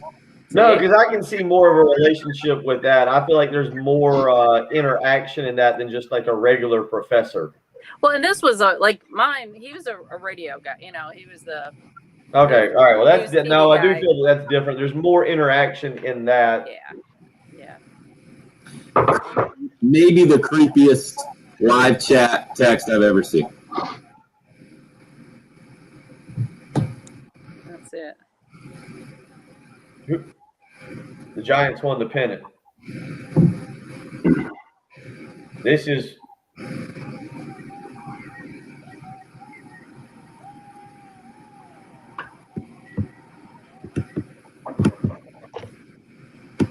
Wow.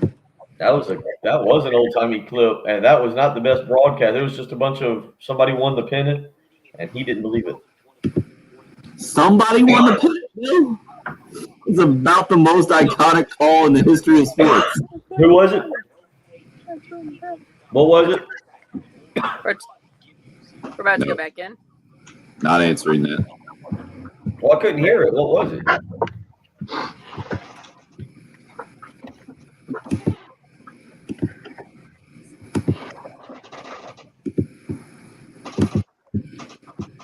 All right, Jim, let's do some audio coming back, please.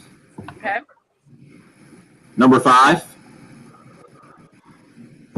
I'll set it up with a liner Okay. because we do not have a question coming in, right? No. Actually, yeah. We do? Okay. Go ahead and play it straight then if you think I it. think that's better.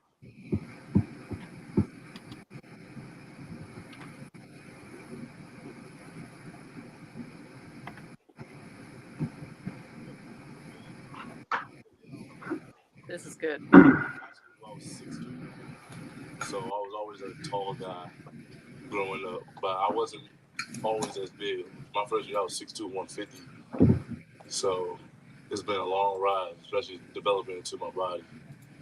What's it been like playing wide receiver, given your size, especially at the level you played at, where I'm sure 6'7", doesn't come around too often.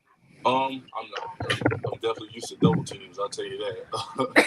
So even there was a triple team. I remember one game at St. Francis, they actually, we were going to get Sacred, it was Sacred Heart. It was, I can't remember. It was Central Connecticut. And they actually put a defensive tackle out there to press in the red zone. It was the first time I ever seen something like that. And it was really, getting triple team that game. So, I've seen it all. I've seen it all. 6'7", 240 pounds. E.J. Jenkins transferring to South Carolina with his quarterback Jason Brown from St. Francis. They're Division 2. You guys, I think that's right, Patrick. They're Division 1. FBS. So they're just FBS. Okay, gotcha. What league were they in with you? Northeastern Conference. Northeastern Conference. Gotcha. Interesting hearing from him, and you can tell he's got a good sense of humor and a pretty engaging guy. Yesterday, just because he's a bit of a unicorn when it comes to college football. We've talked about guys that height catching footballs, not just in the. I think it was put to him in the SEC or whatever, just at all. Just receivers, tight ends, even that tall and that big. It is rare that you get a guy quite that big, especially coming in like he's coming in. Will be wildly interesting to kind of follow his progress. Bill, what do you think from what you heard there? That's pretty fantastic and creative from a defense, throwing out their defensive lineman out there to jam a guy at the line and then doubling after that. I'm trying to think where that. Well, that's eight guys you only got left to film them out there. That's got to be a numbers advantage for an offense. I'm guessing that's probably not the way you want to go defensively, strategy-wise. And again, the way it started, there's not a whole lot of 6'7", 220, 225 wide receivers probably running around at that level. And I'll be interested to see, at the spring game, what E.J. Jenkins looks like running routes, what he looks like catching the ball, what he looks like when he catches the ball. Certainly an intriguing prospect. They entered. Probably very guarded is the way to describe the way I am about some of the bringing in these transfers. You hope for the best. George Strong is another guy that I'm excited about, but E.J. Jenkins certainly on paper looks like a guy who can be an important part of the offense. And Jenkins coming in with his quarterback from St. Francis, a guy that they grew up together and have played together, I think, since the 7th grade. Jason Brown in the mix at quarterback as well, has been missing a little bit of practice time here in the early part of spring, but has been back on the practice field at least the last 2 workouts. And he was asked about how that adjustment is going. Really interesting to hear from him. Jason Brown now, the new Gamecock transfer quarterback, about making the adjustment from St. Francis on the FCS level to the SEC.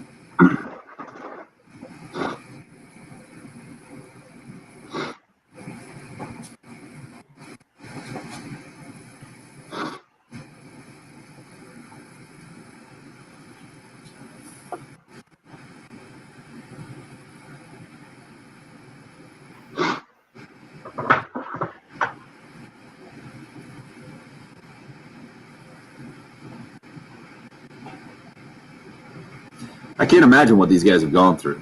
They had their season canceled last fall, and then the school waited a week before they were starting the spring to tell them, oh, yeah, we're not going to do it this spring either. And I think it was Brown specifically going through that explanation and saying that faith and even staying at the school at all, and hopped in the transfer portal. And now it's worked out like this. Bill, I think it's pretty clear, and was reading Josh Kendall from the Athletics breakdown of some comments from Marcus Satterfield, especially about Luke Doty, and the way that he put it is, the coaches are going to tell you there's a quarterback competition. There is no competition. When you hear Satterfield talk about Doty and as a natural thrower and a big brain and the whole thing, he totally thinks it's Doty, and then it's the rest of the guys in that quarterback room that don't have a pass among them in Division I college football or major college football. And Colton Gauthier, the other scholarship quarterback involved, a true freshman that has come to Carolina a semester early ahead of Connor Jordan as well. Where do you think Jason Brown fits into the quarterback competition, if you want to call it that, or the quarterback mix with the Gamecocks? Are you of the same opinion as Josh there, that it's Luke Doty and then it will be kind of a battle for the backup spot? And I'm not saying this to put Jason Brown down, but I hope so. I hope so. Luke Doty got some snaps. Some were good, some more were not good.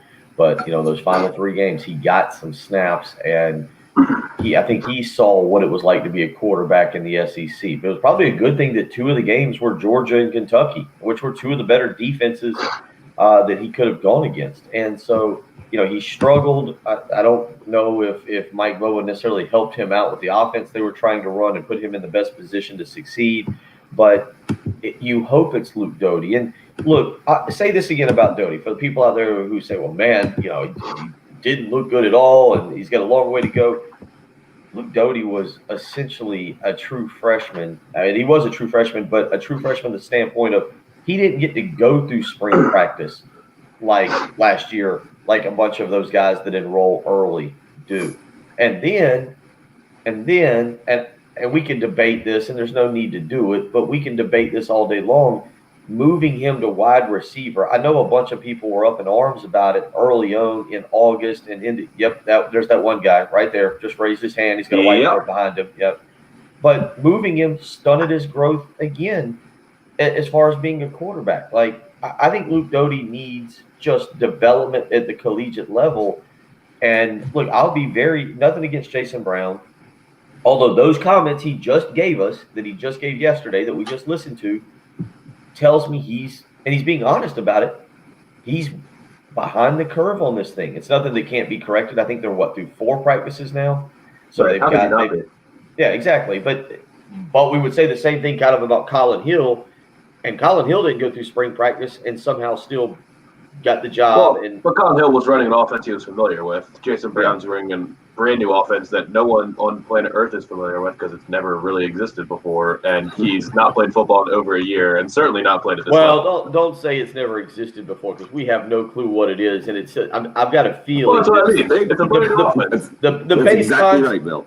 I've got to feel that the base concepts, they're not out there like, running the Statue of Liberty play or some kind of wild stuff. I did think it was interesting yesterday, Colton Gauthier talking about huddling, because I don't know how people feel about that, but as we're listening to these guys kind of talk about the offense, you're hearing huddle, pro-style offense. I don't know what a pro-style offense is these days. I mean, Patrick, you're kind of I feel like this is more down your alley with arm talent and everything. It's all getting muddled, though, because now the NFL is incorporating what you'd call college concepts, and it's just more spread, traditional, under center, drop back, passing versus like RPOs and quick game. Like, it's all the same thing now, though. I think that term is just completely out of style now.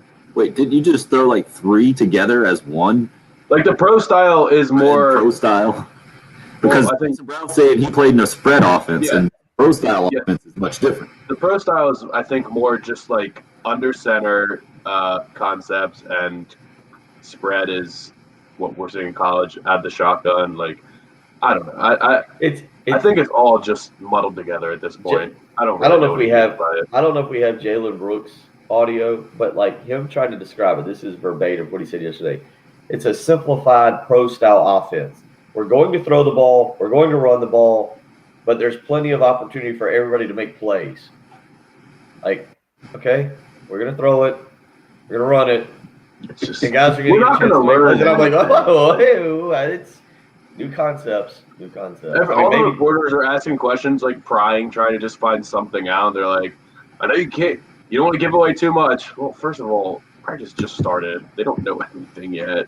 Second of all, what are they going to say? Yeah, we're gonna have runs and passes in the playbook. It's gonna be pretty good.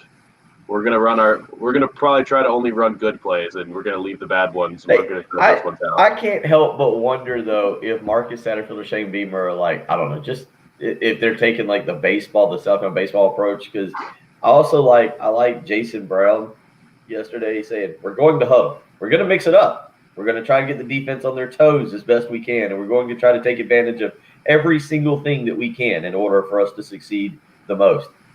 I don't know what else you would do. You're going to be like, oh, do you line up and you tell the defense what you're doing and be like, just FYI, run left. It is funny hearing these guys describe it. And Patrick, to your point, maybe through 4 practices, they don't know enough about what's going to, because it is more, I think it is being implemented, and I think you have to do it slower than what you're doing with the defense. I don't know how big of a change there's going to be for the defense as a whole, as much as there might be for the defensive front, because I think you made it, or somebody made an interesting point yesterday about the defensive tackles, and maybe it's the defensive tackles that are being asked to be more aggressive instead of just like eat up blocks and try to allow the linebackers to shoot gaps, or as a certain coach would say, make the run fits. Chris on the Facebook live stream, just implement an offensive scheme that works and complements Doty's talent. I think that's what they're trying to figure out. And the comment that stuck with me the most from Marcus Satterfield speaking the other day is, shotgun, under center, spread, we're trying it all, throwing it all out there, and basically you're going to see what sticks. Also, what stuck out to me too is you're not going to see them try to take a ton of plays into a game plan, at least smart enough to realize you got to simplify things to a certain degree. The difficult part from coaching then is oversimplifying it, right? And then the defense knows what you're trying to do, or not being creative enough. Boy, we've heard that from the South Carolina perspective, right? No creativity in the offensive game plan and the whole thing. Craig says, window dressing. A lot of motion going. Well, it will be interesting to see how this offense, because when I hear pro style, I think of the guy that just ran the Carolina offense that a lot of people are not very fond of these days, and Mike Bobo. That's what I think when I hear pro style. It's kind of a crazy thing to say, though. Like, just the Chiefs offense and the Titans offense couldn't be more opposite. Let me just ask you guys this: what is the strength of the offense this year? The running backs. I mean, that was why I really had no problem with Mike Bobo, and I think the offensive line, even losing Sedarius Hutchinson, should be a strength. Like, if I asked you guys, huh? She's just been Sedarius Hutchinson. Okay. So if I ask you guys what the percentage of runs versus pass should be, what would y'all say? I don't know. 50-50. 60-40, run heavy. I mean, I would say even 65-35. Like, if you've got a mobile quarterback, like, I think it should be. So that does fit the narrative of a pro style offense and lining up under center. But doesn't Tom Brady didn't he run a pro style offense for the Patriots and they hardly ever ran? I think that's what Patrick, to your point. In the pros, there are all different styles. Yeah, I mean, of the Chiefs specifically. And Bill, if you're losing, you can't just continue to run the football, and that's where this, especially in April, is kind of a ridiculous conversation. I think we just won't know. They're going to give us bits and pieces, and then we'll see. And I think to the point of no one's ever seen the offense. Yeah, I think the offense could look a lot different from game 1 and 2 to games 10 and 11, depending on personnel and what has or has not worked. We'll continue to discuss this nebulous concept of Gamecock football in spring practice that at least we're planning on being able to see the spring game this year. We'll be able to see some of the guys that we have not seen get out there and run around. How much that will tell us, probably very little. Percentage-wise, Bill, let's go put a number on that since you're putting run-pass percentages out there. I'd say we'll know about 10% of things after a spring game this year. Could be 11. Could be 11. Okay. I'd go 32%. Just under a third. 32. Bill, you're the resident recruiting nerd. What do you make of the commitment yesterday the Gamecocks got? I mean, has good offers. I going back to the times that I would do scouting and talk with coaches, it's always interesting to hear offensive line coaches and their philosophy on what they want to recruit. If you want a guy who weighs less, that is athletic, this Grayson Maines weighs 265, is listed. I have no clue what he weighs. Is listed at 265 pounds. I know some offensive line coaches prefer that because they can get them in the weight room. It was Eric Wolford who used to tell me he preferred to get guys in that were lighter so that he could try to build them up and put them at the proper weight. And he said it was easier for guys to gain weight than it is to get them in and lose weight. Then, of course, he would go out and recruit guys like Justin Turrentine, who was like 340 pounds, or some of these guys that were, I think, Wanamaker was like 350 as well. So it's always interesting to have an offensive line coach and what exactly he's looking for. Obviously, the first thing you're looking for is a guy with skill. But I think offensive line is such a developmental position that you look for certain traits such as athleticism and how much weight a guy can put on and what he can get to. So if Grayson Maines can get to, say, 290, then does he project as a tackle or a guard? It sounds like a good pickup. Look, offensive line, again, is one of those spots. You mentioned it with a couple of guys that South Carolina's brought in and how they've – Lemuel Jean-Pierre, I want to say, came in as a defensive lineman, ended up playing offensive line, went on to have a career with the Seattle Seahawks. Garrett Chisholm was a walk-on. I think he came from a small school in Kentucky, if I remember correctly, and ended up going on to have a very good career. Corey Robinson was a 2-star kind of prospect that developed and ended up playing in the NFL. So, you've had guys. Ronald Patrick was a guy who was like 6 foot or 6'1", ended up playing center and played a little bit for the Cowboys. So it's I would assume people would agree that offensive line is the most developmental position in football because of the weight you've got to gain, the athleticism of defensive linemen these days, and what you can do and where you can maybe be plugged in at guard or tackle. Well, you've also had it on the other side too, right? Brandon Shell couldn't have had better bloodlines or pedigree, and has still a tremendous NFL career. Yeah, Donnell Stanley, I think, came in with a lot of expectations as well, an in-state guy, and had a good college career too, and is now making a paycheck in the NFL. I was looking his way on a roster. Yeah, where is AJ Cann still with the Jags? Yeah. So that was another guy that was highly thought of and has gone on to have a very good career. You're right. I think the elite linemen stand out. The elite linemen, to me, it's kind of like centers, post players in college basketball. Those guys stand out, and then there's a wide gulf between guys that stand out immediately going to college, and then developmental guys. Like every Grayson Maines for Alabama in the last decade. Yeah, they're all like ready to come in and they have number 1 and 2 this year. Yeah. So Grayson Maines, the new Gamecock football commit, an offensive lineman from the state of Georgia, 6'5", 265 is what he's listed at, and is the second Gamecock commit for this new class for Shane Beamer, the first full class that this new coaching staff gets a chance to recruit.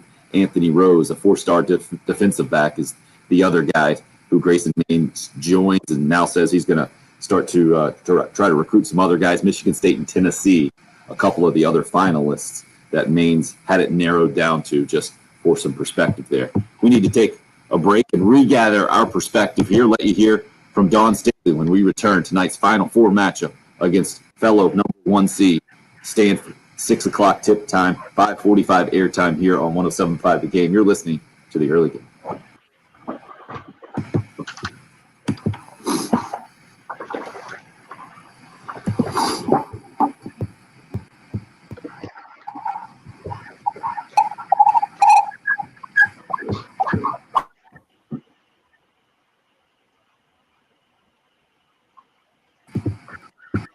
Let's run the other little crawl here. So, Patrick, I'll try to send it to you right now, actually, this info, so you guys can have the live stream up and running next week.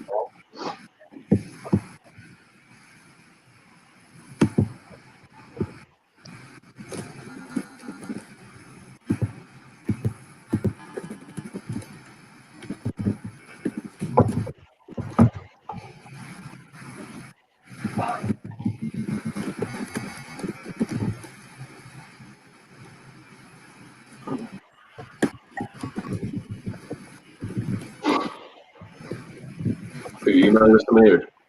Yeah.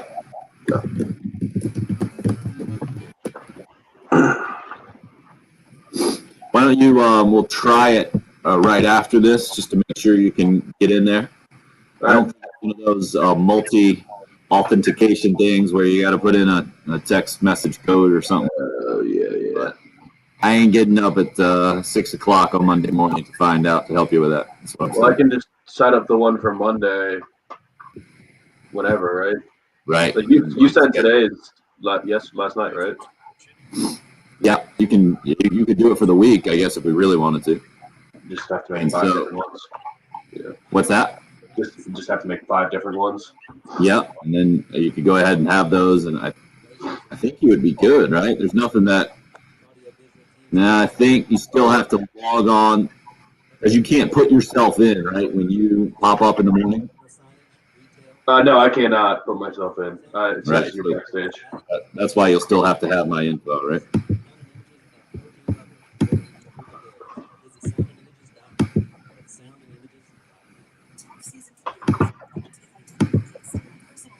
Jen, let's do Dawn Staley coming back. Question is, which one? Yeah, let's do number 1 that we haven't played yet. Jesse, did you watch the Duke UNC game last night? Went to OT. Number 1 versus number 2. Did not disappoint.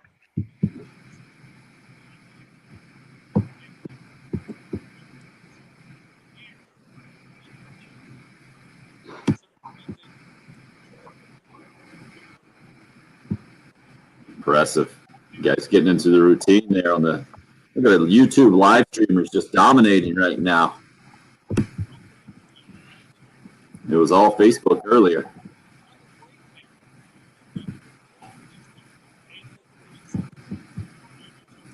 Yeah, David, definitely the Little Giant style of offense.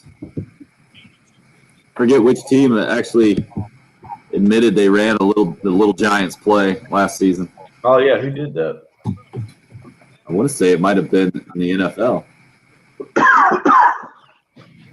What was the name of that play? It would have been the Chiefs. Let's look it up.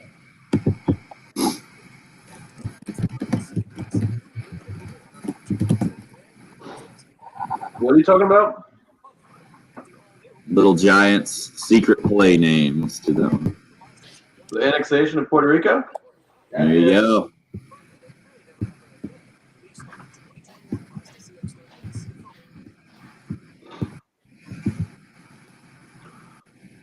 They also made a new Mighty Ducks show on Disney Plus. So I think it was your football team that said they did it on Thanksgiving. Yeah, they did with Logan Thomas. Oh, now you come in and help out with that after I've looked it up. Against Cowboys. That was a whooping.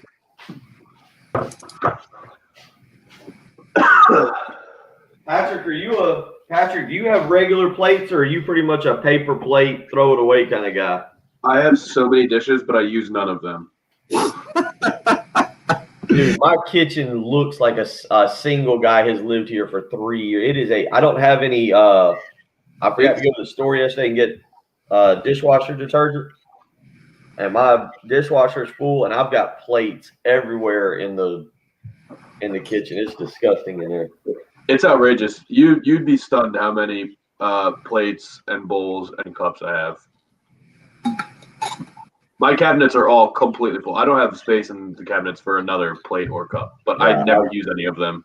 Thank goodness I am down to my the 9th string coffee mug. Oh, wow. Just for the Little Giants. Way to get on board. Yeah. Craig, yes, I have. Just one time, though. The wife has family out there, and that's why we ended up going back out there. It just seems like forever driving out there, and you'll never get there. But it's really cool when you go out there. You guys ever been? Any of you guys? Outer Banks? I've never been. Yeah, I've never been to any of the beaches in North Carolina. Yeah, same here until this one. We went to Oak Island when I was a kid. That's the only place I've been. That's where I got stung by a Portuguese man of war. I'll never go back. Are there other man of wars out there besides the Portuguese man of war? Probably. I don't know. The Sicilian, I wonder if they speak differently. Maybe they just speak different languages. Clearly, the Portuguese man of war residing in Brazil. It's the toughest one. well, he wouldn't have gotten stung by a wimpy one, I feel like I should probably just randomly log into the live stream and just give the updates of the trip. Kids going nuts in the back. Hell, 12 to 25-second videos. I'm sure that would go. Now, how much do you and your wife talk during this time, or is there silence? Does she just take a nap? Well, you got to remember, we still have the baby, so she's sitting in the back with the baby. Oh, she sits in the back with the baby? Yeah. Are y'all in the van? and back up. Yeah. And back in. Cruising in the minivan. So just me with all my friends up front. That does sound peaceful. It ain't peaceful. Sounds like you put your headphones on. Do you want number one straight in? Yes, ma'am. Thank you.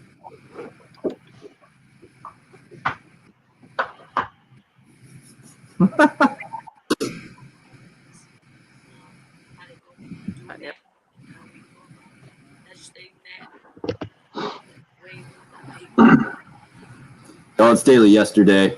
Surprising first question I think she was asked about the name, image, likeness deal ahead of her game with Final Four tonight, 6 o'clock tip. probably one of the last things on her mind, but she was gracious enough to go ahead and answer that thing. And I feel like you're one or the other, right? That those are the two answers right now for college coaches.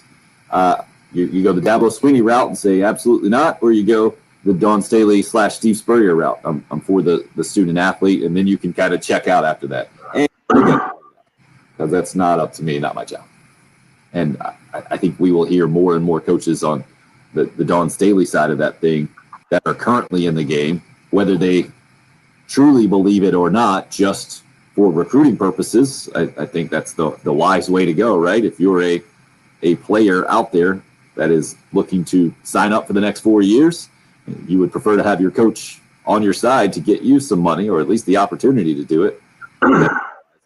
Patrick, the point you made yesterday, you didn't make it up, about the social media and cashing in on that thing for Dawn Staley's current players, I think is a really good one. How they could immediately start making money, not in maybe a more traditional way of us thinking they're doing commercials and speaking for a business or whatever, but no, they'll just monetize that social media account and go from there. Right. Zia Cook is number 5 of all college basketball players. Bree Beal is number 10, and Destiny Henderson number 12. $65,000 for Destiny, $74,000 for Beal, and $206,000 for Zia. So a lot of money to be made on that team right now. You talking men and women, or is that just men and women? Paige Beckers is number 1 in the country of all social media following. $730,000. Jalen Suggs $325,000. More than double she has? Yeah. Women dominating the men in the social media followings. Very interesting. We'll see if we can dominate as we roll into hour number 3. Busy day across the board in Gamecock athletics, and now conversation has broken out on the live chat. You never know what's going to happen on this show. Well done, Trey and Chavo. I like that one. Napoleon started it. Should have seen it coming.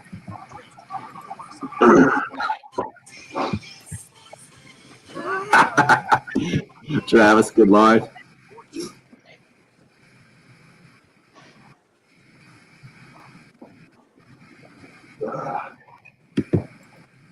Isn't that every dad, Chris?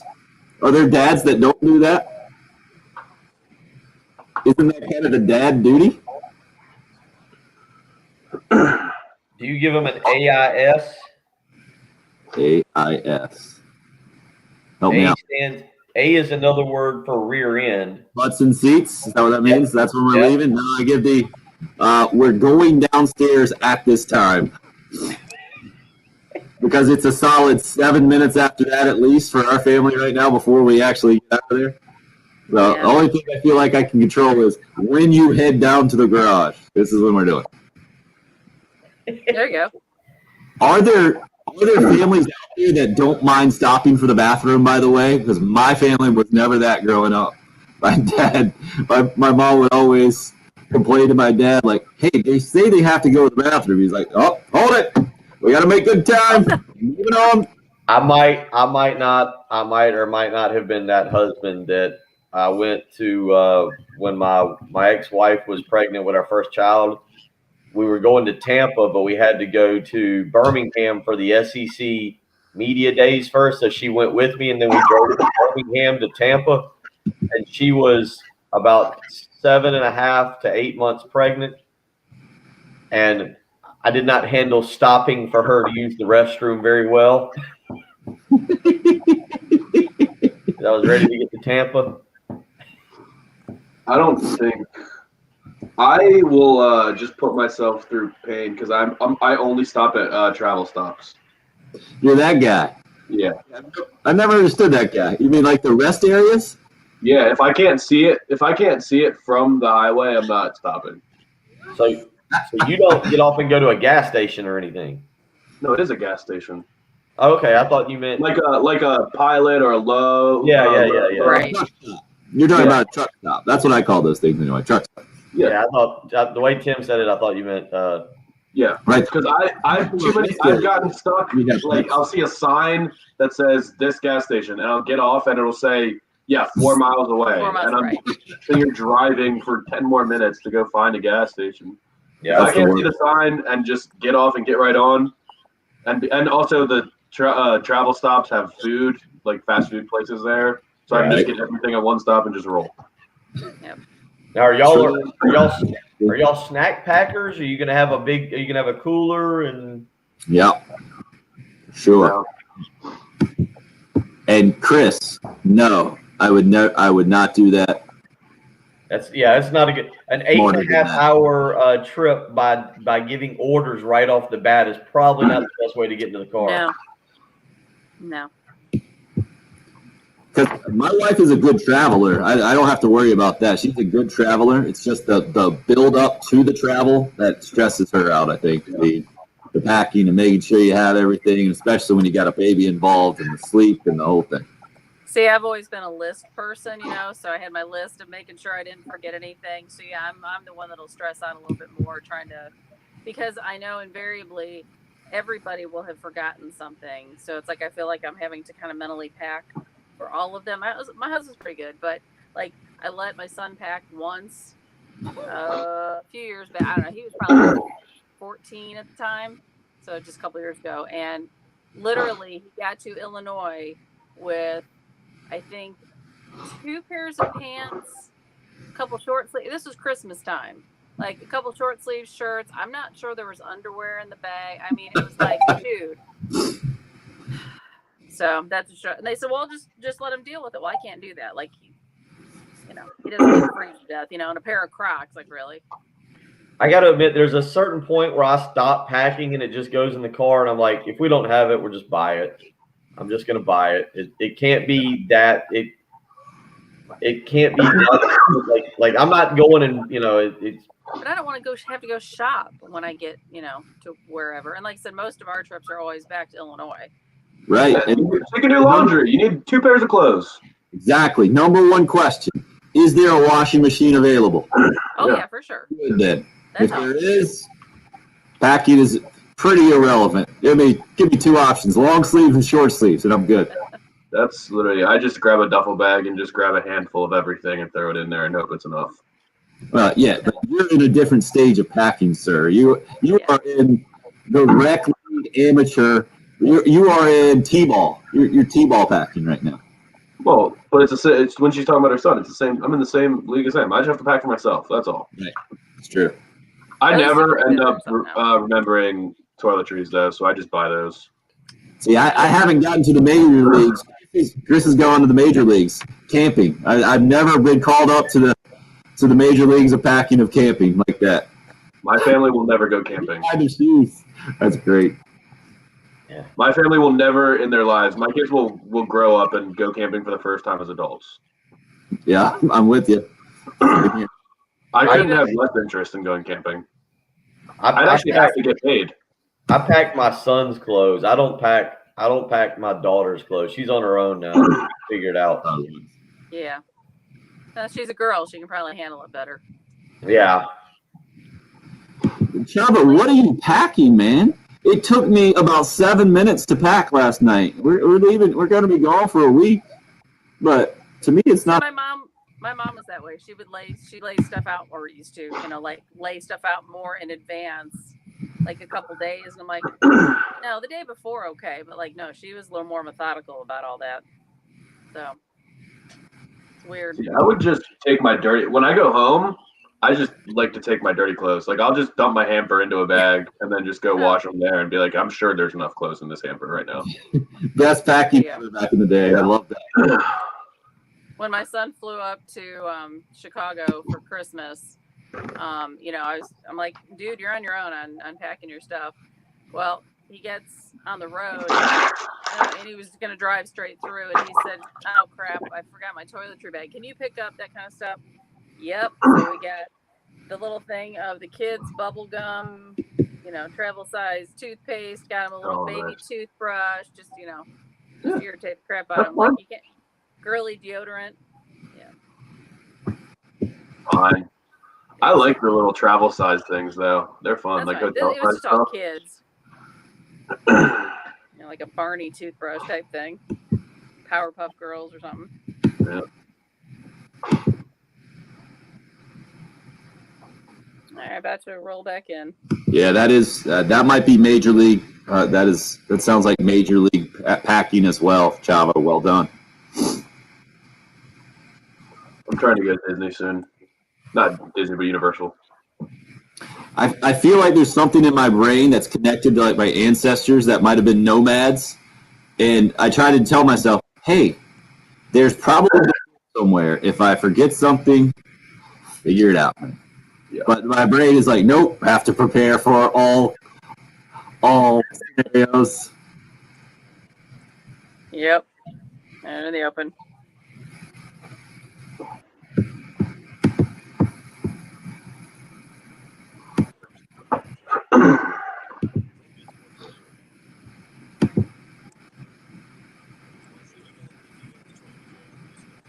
All right, Patrick, we're putting you on the spot to start hour 3. Yep. St. Augustine's not too bad, man. Right near Jacksonville, you'll be good, Chris. You'll be good.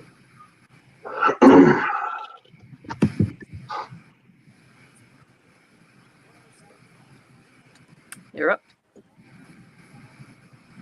So, Bill, what do you think?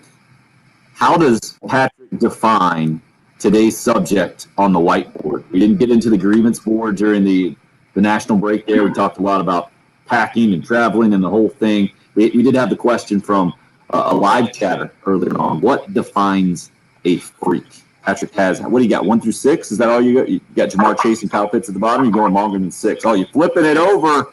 He's got 10? 11? 11, so yeah. Who makes the list of 11?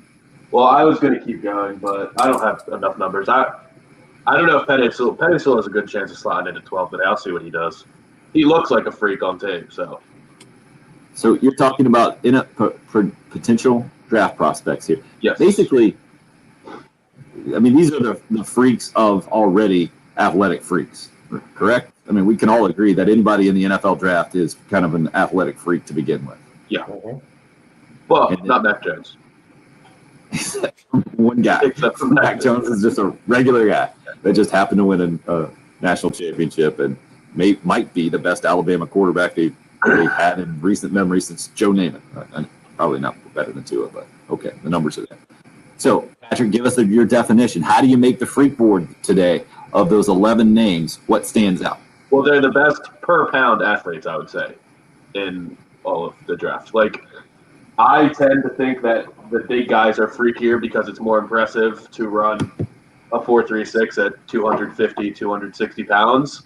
But I do have some smaller guys on there too. Like Rondale Moore is a little guy, but he ran a 4.29, had a 42-inch vertical, and also put up 25 reps on the bench press at 225, sub 200 pounds. So like that is quite freaky. So it's just the best per pound athletes all around. And if you're super special in one trait, like Tommy Toki right here for the nose tackle for Ohio State, I mean, he did 40 bench press reps. So like when you're just so freakishly strong, that can outweigh other things. And like Caleb Farley is a low 4.2s guy, so like freakish speed will also outweigh. But the top 5, it's all just well-rounded, ridiculously freakish athletes that do crazy athletic things at ridiculous sizes. Just because you're a higher ranked on the freak board doesn't necessarily mean you're projecting them to be drafted higher. No, but in the NFL, more than any other sport, your freakish athleticism will outweigh a lot of other things. So, yeah. Steve testing us on the Facebook Live video chat. Well done, sir. 803-404-6100 if you would like to weigh in on the more traditional text line. Jim in Moose Creek doing that. We played a comment from Don Staley about the name, image, and likeness debate going on right now in college athletics. She said she's for the student athlete, but figuring out details is above her pay grade. Jim in Goose Creek says paying players would make the under-the-table money players get from some schools not as important. That's why some coaches are so opposed to it. So that's how Jim hears this debate. If you're opposed to it, it's because you're shady. Do we think this has anything to do with the timing, or this had any played any factor in Roy Williams' decision, or completely independent of all that? It's a good question, Bill. What do you think? Yeah, I think it played some part.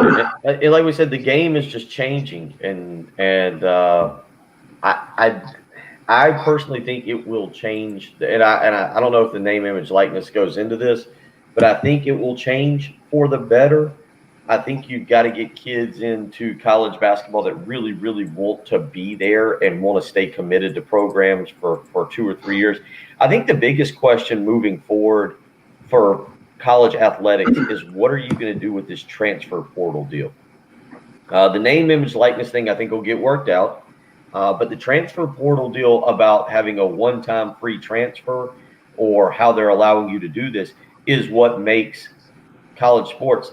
I wonder, I'll try and look it up during the break because it's going to take a minute.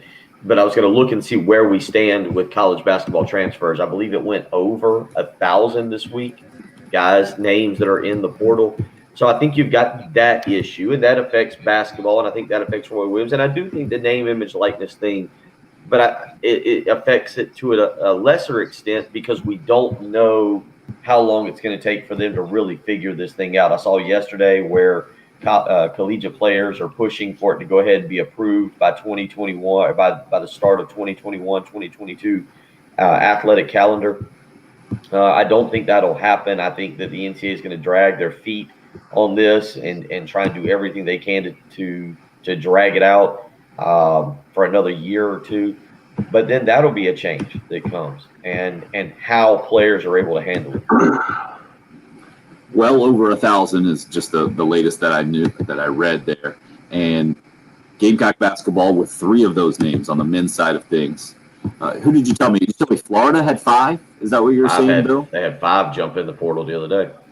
Because somebody hit us up on the text line and mentioned that, all the names in there have them worried that no one has control of the South Carolina basketball program and the whole thing. Then you see a couple other names, and Keyshawn Bryant and Jermaine Couisnard added his name to the mix yesterday of putting himself, becoming eligible, declaring himself eligible for the the NBA draft, even though they're not hiring an agent, and both say that the same type of verbiage they are looking forward to going through the process. So I don't think there's anything to worry about that when it comes to Gamecock basketball. It's just a smart move for those guys to make. And you got to understand that's what the game is. But I'm with you, Bill, and I think that's what, especially the more old school coaches, have the largest complaint about right now, is that not only do you have, I think a lot of them are probably for, to a certain degree, the name, image, likeness thing. If you guys can do that on your own and learn some business in the process, good thing. But it's the constant recruiting of a guy. And this is not just the guys that you would be fine with leaving the program a lot of times, Bill, which has always been the case, that, hey, if you're not going to produce in this whatever big-time sports program it is, then it's better for you to move on. We can get another scholarship in here that will be much more productive. It's especially at the mid-major level, man. These big-time players that play too well for their team, that then they get plucked by the big boys in college basketball, or just a major program, a Power 5, and then they move on. To me, that's where I don't have a lot of sympathy for guys at blue blood programs like Roy Williams. It's the mid-major programs that I feel the worst for, because how could you can't hold a grudge against a guy for trying to improve his situation and then going to a big-time program and using that mid-major as a stepping stone. But that's got to be absolutely brutal for those coaches. No, I mean, you've had it, and I've talked to some in the past, that you get a guy, you develop him for 2 or 3 years. I mean, you're right. That for Murray State a few years ago, what if Ja Morant elects after his freshman year, when he started to really blow up, and say, hey, you know what, I'm going to go to Duke, or I'm going to go to North Carolina, or go up here to Kentucky or wherever. And you've had a lot of that, where guys really develop over 2 years at a mid-major, and then I mean, it happens obviously way more in basketball, and then decide to go play at a higher level to have a chance to have a little fun in the NCAA tournament. So that's a very sore subject for mid-major and low-major college basketball programs. I think it's easier to get drafted in football from a low major school, though. Like, it kind of makes more sense for the basketball players. Like, I guess we'll see it play out with Debo Williams and Strawn this year because, I mean, Well, Debo Williams is a freshman. He's got right. 4 Well, we won't see it this year, but like if he doesn't get a lot of playing time throughout his career and doesn't get drafted, like there was no reason. You can 100% get drafted from Delaware. Lots of guys have been drafted from Delaware. And if Jordan Strawn doesn't get drafted this year or doesn't play a ton this year, it will clearly have been not the best decision to come here because you lead the nation in sacks 2 years in a row, or you lead the nation in sacks and then come back and have another huge season. Like you will for sure get drafted out of Georgia State. They're not going to just not draft you because you played at Georgia State. Darius Leonard, a great example at SC State, right? I mean, his career there, tremendous, but not overly hyped or known throughout the country. And then now he is arguably highly touted. I mean, right. I'll ask but you I'm guys saying his this. career, you didn't hear about it as a prospect, highly touted, and now as obviously the NFL production is off the charts. You know, how much is it going and just being a part of the bigger program and the amenities and the facility, everything that comes with it? The playing in front or being on the sideline if you don't play in front of 80,000 people. I mean, that's something I always wonder about. Like, obviously you want to improve your draft stock. I get that. That's what they want to do. But I don't know what Delaware Stadium, Patrick, you might know this, what their stadium holds. I don't know what the facilities are like. Yeah, I like the opportunity and even for Strong, like just the ability to come and play this year against a Georgia, against a Clemson. They'll go on the road he'll get to go play in Neyland Stadium. I guess he's already done that in one. But just playing in some of those games, and that might be one thing. He played against Tennessee. I'm pretty sure he was a part of that team that went up to Tennessee and beat them. Was that 2 years ago? Well, you want to make sure you're playing though when you're doing all these things. You want to actually you assume. Yeah, I'm with you on that. You assume, but a guy like Debo Williams who transfers in again, he's a true freshman. Yeah.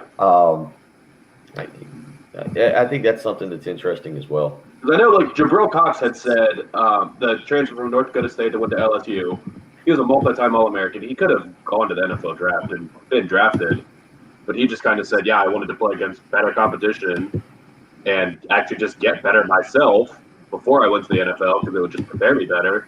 But he knew he was going to come in and start right away because he had already been an All-American and LSU lost their entire defense.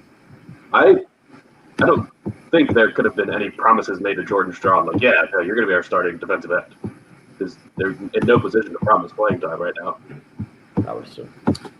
It's weird. Chris, where do you get your information? Bill, you brought up the Delaware Stadium. I got 22,000 in a couple of different spots, and Chris says 16,730. Okay. It looks like it's actually one of the better. 16,731, though.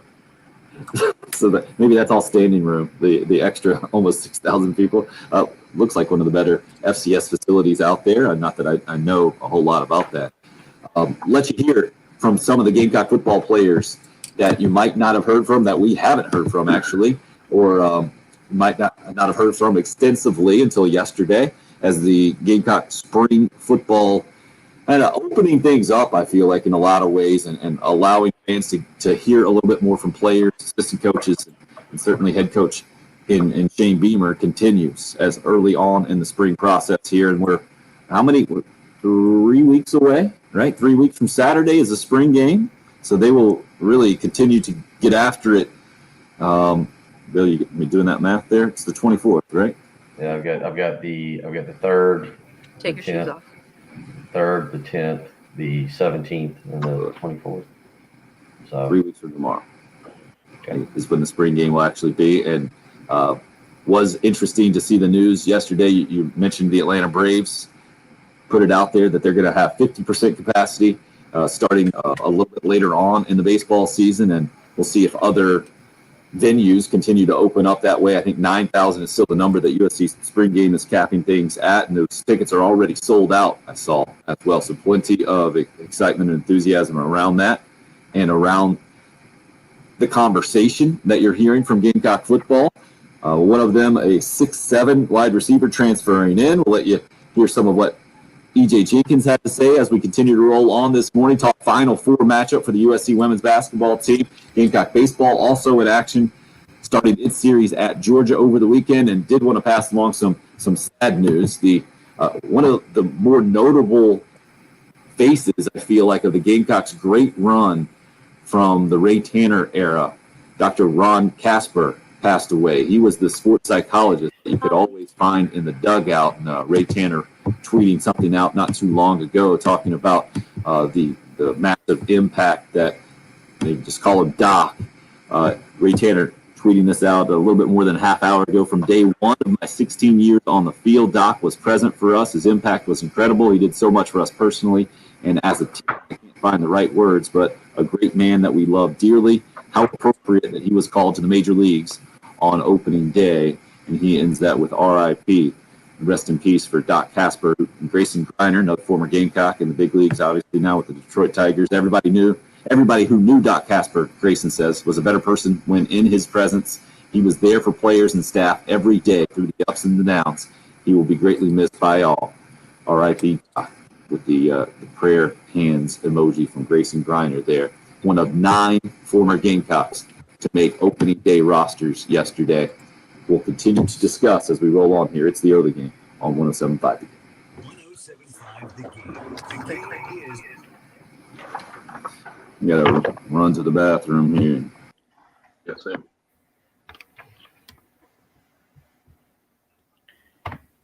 Stand up. Yeah, Hey, move around so get the blood flowing. Ooh. I was actually reading about the Braves going to a cashless, stadium-wide cashless transaction. So your cash is no good at the new at Trustus Park. If you don't have a credit card or anything, you can take your cash and exchange them for gift cards that can be used for food or whatever.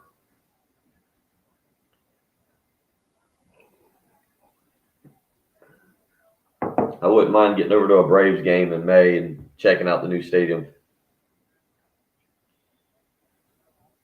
Me too. Road trip. I hadn't been to a Major League Baseball game, and it's been 10 years, I bet. I didn't ever really care to go to Turner Field, and I never really traveled somewhere to go check out another stadium. I do like going to baseball games, different stadiums. Yeah, I agree with you on that. I wouldn't mind getting out and hitting a few different stadiums. I think there's a lot of us. I mean, it's kind of like with stocks, and I was paying attention this week a little bit more about the reopening trade, but just how much people want to get out and go somewhere. And I count me in that, like, it's not really convenient. Yeah. Jan, how do you say it then? I was listening yesterday. I swore they kept saying trust. And I swore I know how it's spelled. Trustus Park. Could be. I was watching on that Bally Sports Network, Sports Regional, whatever they just switched Fox to. Yeah, trying to understand all that. Oh, you got to have the Giants mug. Yeah. This one's down the list. Down the Truist. Is it Truist? Truist Park? That's weird. I wasn't paying Truist. Huh. How did you pronounce it? I've always said Trustus. It was SunTrust to start. That might be why. Okay, that's why. Yeah, I said that SunTrust Park. I did say Trustus, but I know I said SunTrust Park earlier. I think they changed they merged with another bank or something and became Truist. Truist, okay. Yeah, maybe that's what I thought. I know I said SunTrust earlier. We were talking about a couple like baseball stadiums. Like we wouldn't mind going and seeing games at different ones. Like went out to Candlestick Park and went to Riverfront Stadium in Cincinnati years ago. Somebody asked it's Black Clover. Yeah, Jen and I agreed. Road trip to the Braves game. 20,000 is what they are. I was just looking to see. Get out of here, Alan. That can't be true. If it is true, why would you ever go back, right? Right, no kidding. You could always be that guy. Say, the last one I went to was the greatest moment in team history. Well, no, I said it when y'all were out. I said I don't think I've been to a Major League Baseball game in 10 years. Yeah. Last one I went to was just a couple of years ago when I went out to Missouri. I guess it was not this last, so 3 years ago. Yeah, that's right. You wouldn't call it a Cardinals game. Great place to see a game too. The way they have that set up, they got the Budweiser Plaza right across the way. It's pretty awesome. I think you can take in there. The train runs right by there, doesn't it? Isn't that one of the stops?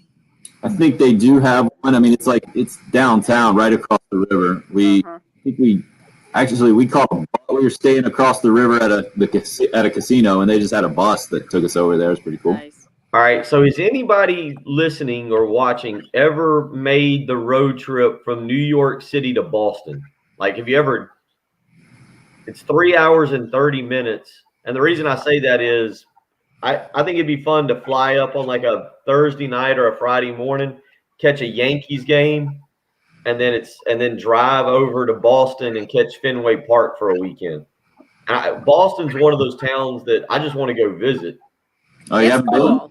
Yeah, it's a really cool town. I was staying at did an overnight college visit at a school in Fenway when the Red Sox won the World Series in 2013, and the game that Poppy had 3 home runs.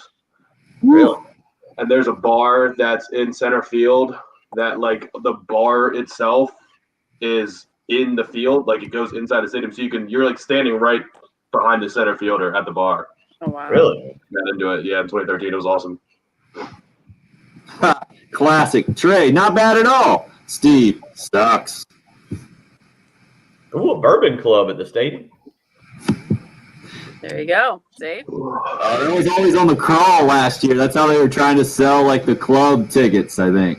Steve, I think that's a good idea. Instead of renting a car and driving from New York to Boston, I think the Amtrak would probably be better, wouldn't it? You would love it. Are you kidding me? You got a bar? You got people to talk to? On an Amtrak? Yeah. I've never been on a train. Well, you should just fly. You would just fly to New York, right? And because you don't need a car in either of those cities. You can take the T everywhere around Boston. Yeah. And obviously the subway will take you anywhere in New York. Well, Uber or whatever. I assume there's Uber up there, but yeah. I don't see Bill being a big public transit guy. You could do. Jason says you can drive I-95 the whole way, so you can just go to. You can go to DC, Philly, Baltimore. You can go to Camden Yards, go to Phillies, and then go to New York and Boston. I hate the city of Philadelphia, but their stadium setup is one of my favorites. Jen, I'm going to do a liner. Then can we do number 6, please? Yep. Thank you. Brandon, that's actually. I could. Yeah, that's true. Ever wanted to grill Bill? Like you could ask him about being a Yankees fan and having a Red Sox hat, for instance. Grill Bill every Monday for the next 2 weeks. Not just a chance to make Bill more uncomfortable than usual. What were you going to say, Bill? Yeah, last night I got hooked on. I was looking for. I don't know what the proper color I would say I'm looking for, but like the powder blue or the light blue Braves hat. There was one for $55, but it was the flat bill hat, the new era flat bill hat, and I'm not wearing I don't want to wear a flat bill hat. That's not where I'm going with that. Wait a second, I don't understand. Aren't most hats? Can't you make them flat bill hats? No, if they are new flat, era. can't you just curve them? You can, but the new era hats are supposed to be worn as flat bill. Some of the new era hats are supposed to be worn as flat bill hats. That's the way there's. But you are right. You can curve all of them, but I don't think they look as good if you curve them. It kind of takes away from the shape of the hat. But yeah, I want to go check that out. That's they got them. We're talking about these light blue hats, the powder blue hats. Yeah, I got to do a hat thing last night. That may be some Easter weekend purchases for me. Maybe you can add this to your list of questions. Go to our website, 1075thegame.com, contest tab, Grill Bill. If you have the the more interesting questions that we choose that maybe means you qualify, you'll jump on air with us on Monday mornings. Grill Bill, and you're entered to win a Camp Chef pellet grill. Grill Bill brought to you by the South Carolina Pork Board, its member farmers, IGA Food Stores, and Camp Chef. Wanted to let you hear a little Gamecock football sound now. Zaquandre White, the junior college transfer, played running back and defense last year, asked how this year's new coaching staff, led by Shane Beamer, different than the Will Muschamp staff previous. Well, like, we talk about different type of things. Like, we just talk about, like, loving your brother, just taking care of stuff off the field, just having a whole different mindset, like, more than football. How does that translate then to football, you think? Or does it? Is it just a separate thing and that's fine? I feel like life lessons, like, translate to football. Football translate to life. So I feel like it goes hand in hand. Can you guys imagine the old Steve Spurrier coaching staff hearing a player come out and say something like that with them? Can you imagine some of these old school? I mean, anybody at Alabama talking like this? Not that it's wrong or right. To me, it's just different. It's a different approach for sure.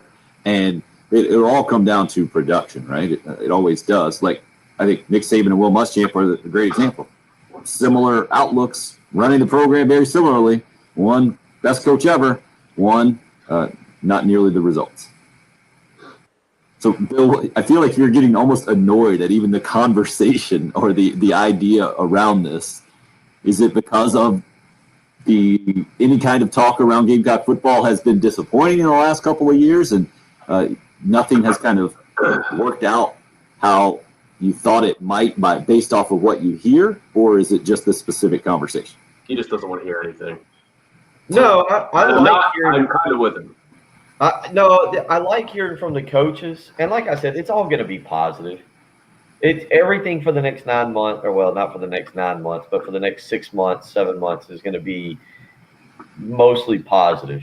We'll see what happens when there's some adversity, but it's going to be mostly positive, especially leading up to what I think will be the Georgia game. I mean, I don't want to just we're the media. We can do this. We can look past Eastern Illinois and East Carolina. I'll be excited for those games to see what South Carolina looks like. But you fully expect South Carolina to arrive in Athens 2-0. With that being said, I expect everything to be positive. And this is what you get when you get a new voice, when you have a new leader, as Shane Beamer is. You kind of expect a new level of energy, but these are also things that I felt like I was hearing early on with Will Muschamp. You make that face like, man, I thought this was early on. You talk about love. You heard that in the Will Muschamp era? Early on in the first year, in the first spring practice. Talk about love. The strength coach is talking about. That's not fair. You can't say because we didn't hear from the strength coach. The only time we heard from the strength coach was when he did when he would do an Instagram or a Twitter video, and he told everybody it was a certain day, and he'd tell us, let's go. Like, no, we didn't hear from the strength coach. Total difference. I sat down with Jeff Dillman one time for a few minutes there when they had all the assistant coaches available in the spring. They did it one time. But it's the approach that's different, Bill. The more than football approach, that the relationship thing. And I do think this is kind of ironic because I think Will Muschamp was kind of a relationship guy as well when it came to especially identifying guys early and developing them through the years. But it's a different type relationship. You feel like Will Muschamp would go in and maybe ask, how's the family and the whole thing. And then it was, all right, let's talk ball. As opposed to feel like Shane Beamer might talk some football with you, but it's more about, okay, where are you in outside of football? Where is I just feel like that's the way that this, like E.J. Jenkins was talking yesterday about how, he just lit up when he was asked about Eric Kimry. He says, oh man, that's my guy. He did a lot of the recruiting. He's like, yeah, we talk about all kinds of stuff and we do it all the time. And it's about, the stuff we would hear Eric talk about on the noon show, not just X's and O's, but much more. I mean, they get into philosophy, it sounds like, and he said to talk about the world. We never heard that about the Will Muschamp coaching staff, ever. Talking about the world. Did hear Perry Orth tell us that Kurt Roper was actually one of maybe the only coach that he had that would actually teach some life lessons or talk some life lessons there. So I agree. It's not 100% across the board that the Will Muschamp era had only football and they were a bunch of bad guys and the new coaching staff is a bunch of good guys. It's not oversimplified or overblown that way. I just think it is a much greater point of emphasis that the current coaching staff has over the previous one. That's all. And it is guaranteeing nothing from a result standpoint, right? If you don't get results on the football field, then the story's going to be, they're talking too much about things other than football. They're not focused enough, and something ridiculously oversimplified like that. It's just, I've never heard a football player come out and say what Zaquandre White just said, that we're just talking about different stuff. We're talking about love. And that's all. It's not good or bad at all at this point, I think, one way or the other. I think maybe that's where you get annoyed that you feel like it's being pushed in one way more than in the past, and you just got nothing to go off of from a production standpoint at this point with just a few spring practices in. Is that where you are, Bill? Yeah, I mean, some of it. I'm scrolling back through articles from Will Muschamp's first spring practice, and it's talking about some of the players are saying, last year we just kind of jogged around. We didn't really hustle, but under Coach Muschamp, this first practice, we sprinted to the ball. They really emphasized speed. They emphasized energy, and I'm just going back to see there was a couple players that talked on that particular day. Chris Lamons, T.J. Holloman were guys, and so I'm just kind of going to see if there's any other players who spoke during that time, and I am kind of going back to see if any other player, what exactly they were talking about or saying at Well, remember. Well, you can go before then. Remember when Steve Spurrier was out mid-season and Sean Elliott starts playing music at practice. Yep. Who plays, and Steve Spurrier was told about that. He's like, you mean like not just in stretching? It was like a foreign concept to him. But it's just maybe a bit of a more player-friendly or more modern approach, or just a style that was instituted and helped players feel more comfortable or whatever. It didn't work necessarily from a production standpoint, but I think it works for Sean Elliott and his head coaching style, and clearly doing pretty good things at Georgia State. That's what this comes down to. I think more of a style, and to me it's going to be really interesting to see, because I think they are stark style contrasts in Will Muschamp and then Shane Beamer, but a lot of the core tenets of college football, I mean, you can't change. It's going to be difficult, Shane Beamer has told us, and you're going to be held accountable in the whole thing. But your attitude going into it, I think, is what we're hearing right now. But I think what you're saying is, that's what you're going to hear no matter who is the captain, as long as you have the change. Yeah, I do think that the end of the season with the guys opting out did indeed change a lot of people's opinion of the culture that South Carolina had kind of, or that Muschamp had kind of built. Because I really didn't think until we saw the end that the locker room culture was bad. I think we were all kind of agreeing that clearly something was not occurring on Saturdays with in-game coaching that was beyond bad, but it was not the locker room and the atmosphere. And I still don't know, and Patrick said it, or was it Patrick or you, one of y'all said it, I think last week or something, there are certain players that finished out the season. Shi Smith's one of those guys that came back and played, and just because there was a few guys who opted out, maybe you don't lump the entire team in with it. So I don't know. When you hear these guys talk about it a little bit, it's interesting. But again, there's been no adversity so far. How does it look when you go into Sanford Stadium and I think it's going to be a night game when you look at the schedule for that day. But is the love and all that still going to be there, or is the attitude going to change? Yeah, I just think there's some revisionist history going on with Muschamp and that whole situation now, just because it didn't work out ultimately. Remember what we said when he went back and coached against Florida, and former Florida players just lined up to hug the guy. You don't see that kind of response a lot of times. So you can't. And what are we going to say if that happens after the Georgia game? Right. Oh, Because it probably will. Yeah. For sure. Yeah. Absolutely it will. Yeah. I mean, you can't listen to current Carolina players who play Oh, for I see what you mean. You mean if they line up to hug Muschamp? I mean, you're probably right. They'll probably be more than willing to walk over and congratulate. Carolina fans will be so mad. Why are you hugging that traitor? Oh yeah, they will not. They will not handle. It's about love over here now. Don't you know what he did to your locker room? Don't you even care? I think part of the love would be the forget. No, never mind. That's a different conversation. But I think the point of playing that comment from Zaquandre White is that there are different types of conversations going on in the Carolina locker room. What that leads to, if anything, from a more positive standpoint, we have no idea. We get all we're doing. Like David says, stronger the bond, the harder you play. I guess, but you can't also say that and then having heard Frank Martin earlier just a few weeks ago say that's the most overrated thing in sports, that you have to all like each other in a locker room or get along outside of your specific sport. It totally. Tom Brady and Bill Belichick weren't in love. Right. I mean, clearly, especially at the end, you don't have to have that kumbaya spirit to be a really great team. I mean, Steve Spurrier didn't foster that kind of spirit within the 11-2 team, and yet it was the best era of Gamecock football. I think that's kind of the point there.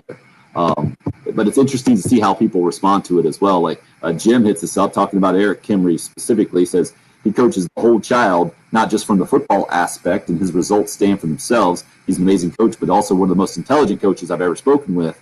I know very well the man has the knowledge of football that I have not seen with many coaches over the years. It's about coaching the whole child, that's really the person here, and not just the X's and O's. I do think there's something to that. But did E.J. Jenkins say something about Kimry? What did he say? Something about he said, Kimry's teaching me stuff all the time. I'm like, well, hey, philosophy teacher, I'm pretty sure would be doing that. Can't talk about the world. Yeah.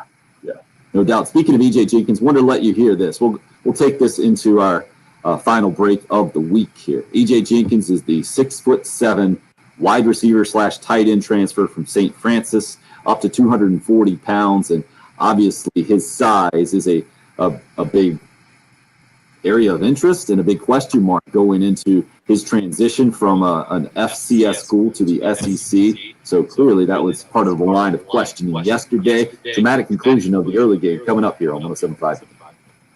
Hey, EJ, growing up, have you always been like the tallest guy on the football field? I was. Freshman year in high school, I was 6'2". So I was always a tall guy growing up, but I wasn't. I'm with you, Jesse. As big. My first year I was 6'2", 150. Blame it on Rudy. So it's been a long ride, especially developing.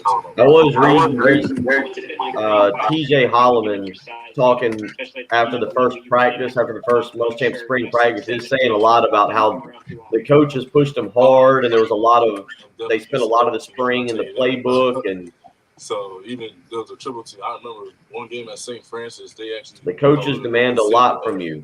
The workout showed that we did a lot of running, a lot of lifting. It was overall just tough. It was mentally tough.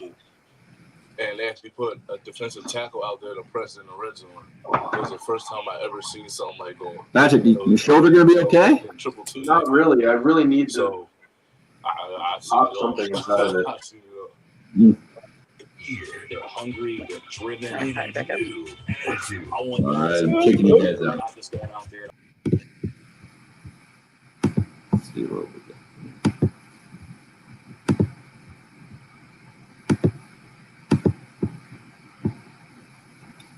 Oh man, I forgot this was going to be the long one.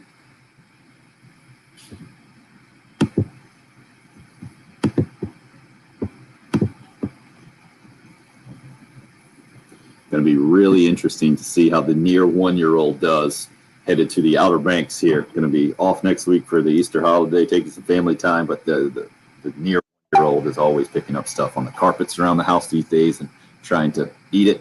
He's at that stage. I'm hoping that's not going to be the same thing with the sand. It's probably not going to be that warm anyway, so hopefully we won't have to worry about it too much. What I don't have to worry about around my house is how clean my floors are, other than those crumbs that never end, especially with the other two kids, always dirty. But when it comes to keeping the floors clean on a cellular level, maybe the base level. Gotten a lot of hope from Zero Res recently. They've been out to my house a couple of times, and they do a great job cleaning my carpets. They cleaned an area rug for me, freshened up the tiles in the kitchen and the bathroom. It's how Zero Res does it that is especially impressive. They have a powered water system. They crank up the pH in the water. There's no soap involved. That means there's no harsh chemicals. That's especially important at my house. Also, no leftover soapy residue. That's why my carpets stay cleaner longer. Yours can as well, whether it's your home or a business. They got the commercial cleaning division there, working day and night, businesses all over the Midlands, cleaning and sanitizing, following all the CDC guidelines in the process. And right now, they've got a great deal for you as well. Their spring cleaning sale. 3 rooms of carpet cleaned, $119, plus a free hallway when you mention me, Tim Hill. Check them out online. You can book your appointment today at ZeroResColumbia.com. You can give them a call at 803-262-4020. It's Zero Res. Spell it backwards or forwards. It's the right way to clean.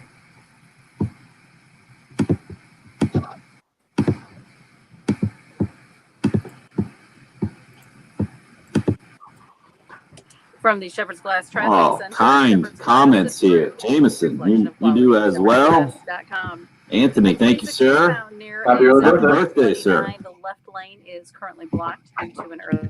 Sorry, Jen. You're out. Oh, that's Anthony. We got to throw his logo in there. He's going to hop in. Go, Anthony. You got to get Bill out of there. There we go. Now it makes a lot more sense. I mean, this is even 5 months ago. This is from Jabari Ellis. Coach Muschamp is more than a football coach. He taught me a lot about life. When I first got here, I didn't really understand certain things going through life, how to really fight adversity. But he kind of taught me how to fight adversity. Definitely a coach to be missed.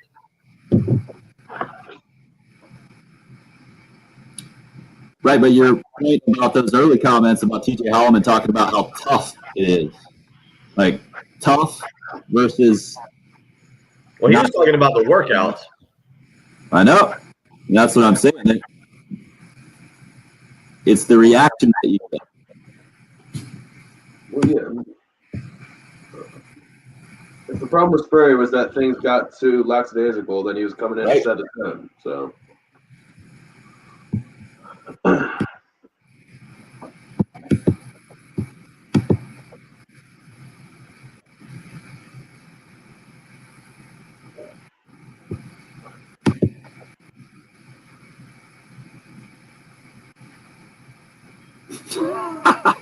Mel, I've never heard of Mel before on our show.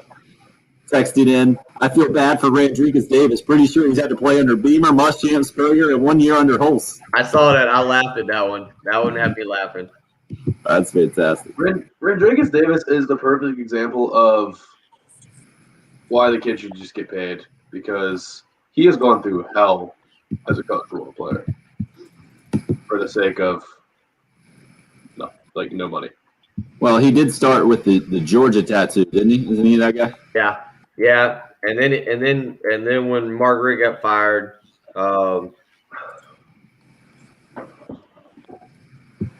he narrowed it down to Miami or South Carolina. So the G was technically for the Gamecocks. Right. It was Corey Foreman that got like a full-on tiger on his arm, right? Sounds right. You got me. Yeah, what? Corey Fleming? Corey Foreman? Didn't he get a full tiger on his arm? Yeah, I think so. Corey Foreman, yeah. I think so. I don't know if it was him or not, but I think so. Yeah, he's got a giant tiger on his entire arm. Then decommitted. It's like putting a tattoo on for somebody that you're dating. My dad and I have had this conversation because Junior Gillette, do you remember him, the Saints defensive end that got in trouble and the Redskins signed him on like a league minimum and he got a Redskins tattoo immediately? And for years we were like, all right, we'll be able to get this guy in like a very team friendly deal. He has to be a Redskin. He's got a tattoo now. I guess it doesn't mean anything.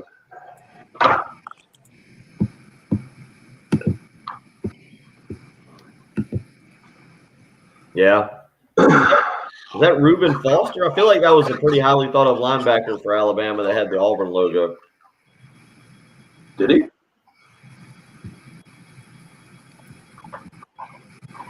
It might not have been Reuben Foster. I feel like it was a big time linebacker.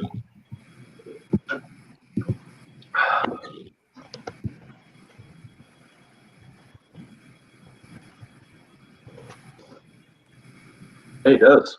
It is Reuben Foster.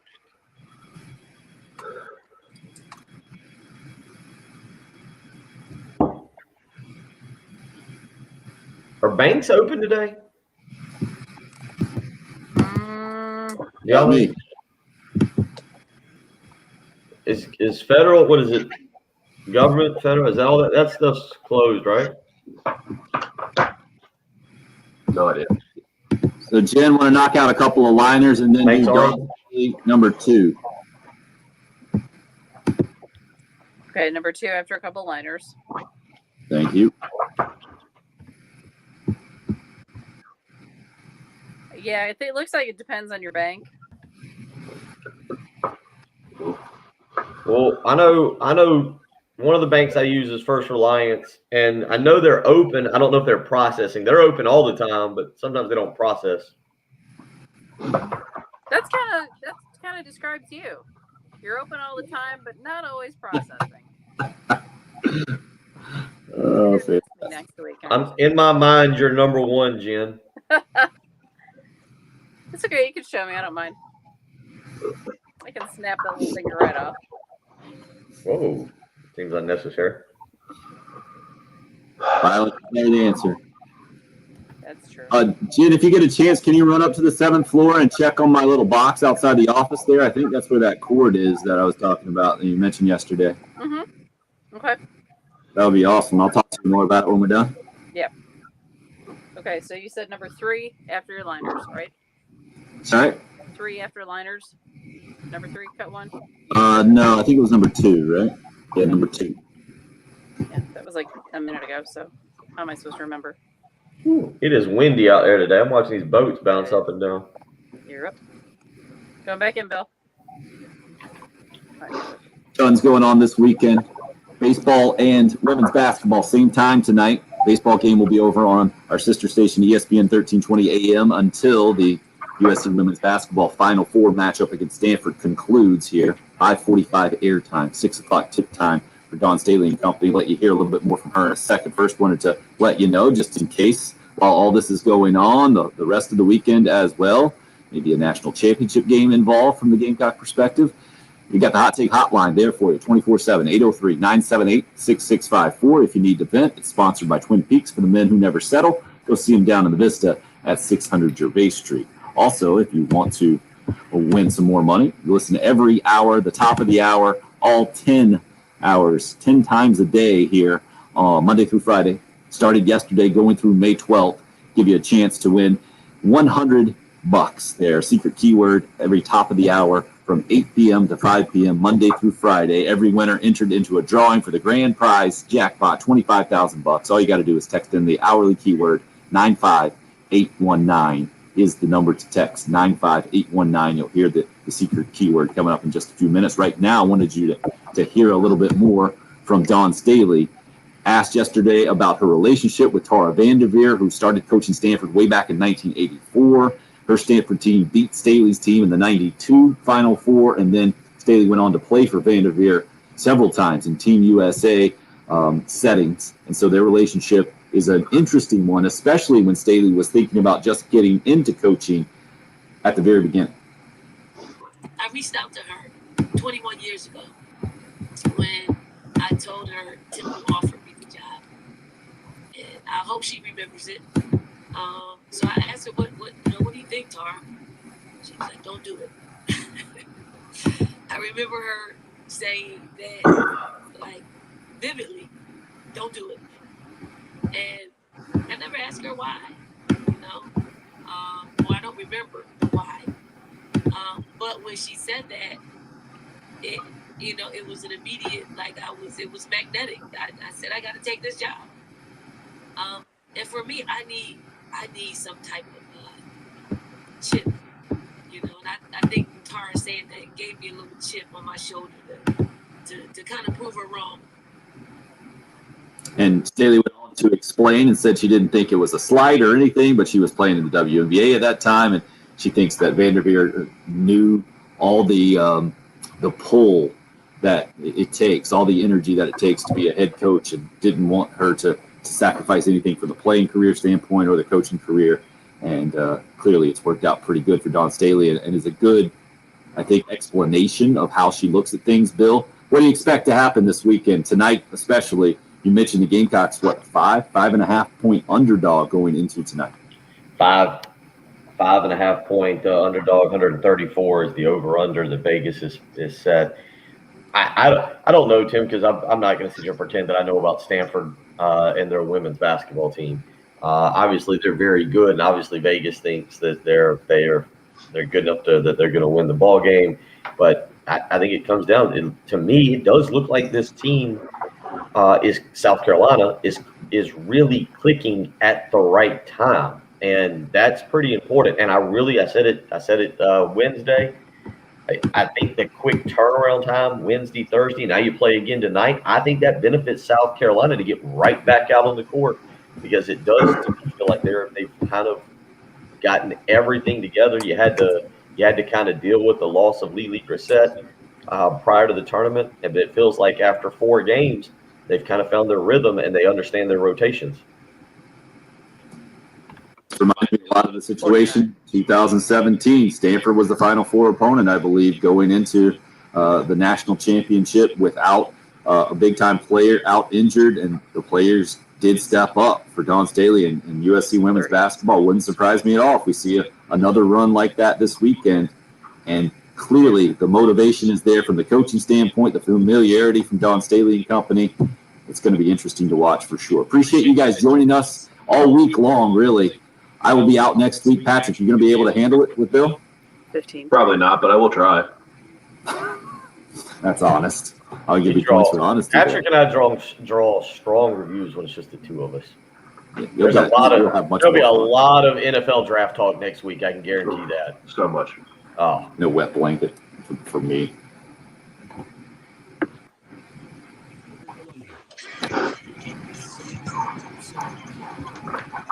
Thank you, Chris. I need all the luck I can get. Yes, I'm sure my kids will be up the whole way instead of sleeping the whole way. Much appreciated. Hope, happy Easter. Congratulations on changing to your picture. Chan, happy Easter, sir. Hope, that's a really funny picture, though. And it looks like black and white. Why you got to judge? Right. Well, I don't know. I'm seeing all these pictures that pop up on people's stuff now. Craig, Because I didn't it's know new. they called the banks, but I'll go with that. Yeah, did we get to 700, by the way? Patrick, I'm guessing not. Did we what? Did we get to 700 on the YouTube page? I'm guessing not, huh? I doubt it. Let's see. Good for you, Hope. Good for you. We are at 684. Yeah, getting there. Live streamers, I'm giving the info for Patrick, so if you don't have it next week, we're blaming him completely. There you go. 684. I think he'll be able to figure it out. Yeah. We'll push this over 700. I mean, you guys will probably be at 7,000 by the time Jen and I come back. There could be some shenanigans without Sure. y'all to keep us in check. There could be shenanigans. All right, that'll do it for the week. See you guys. Yeah. See you.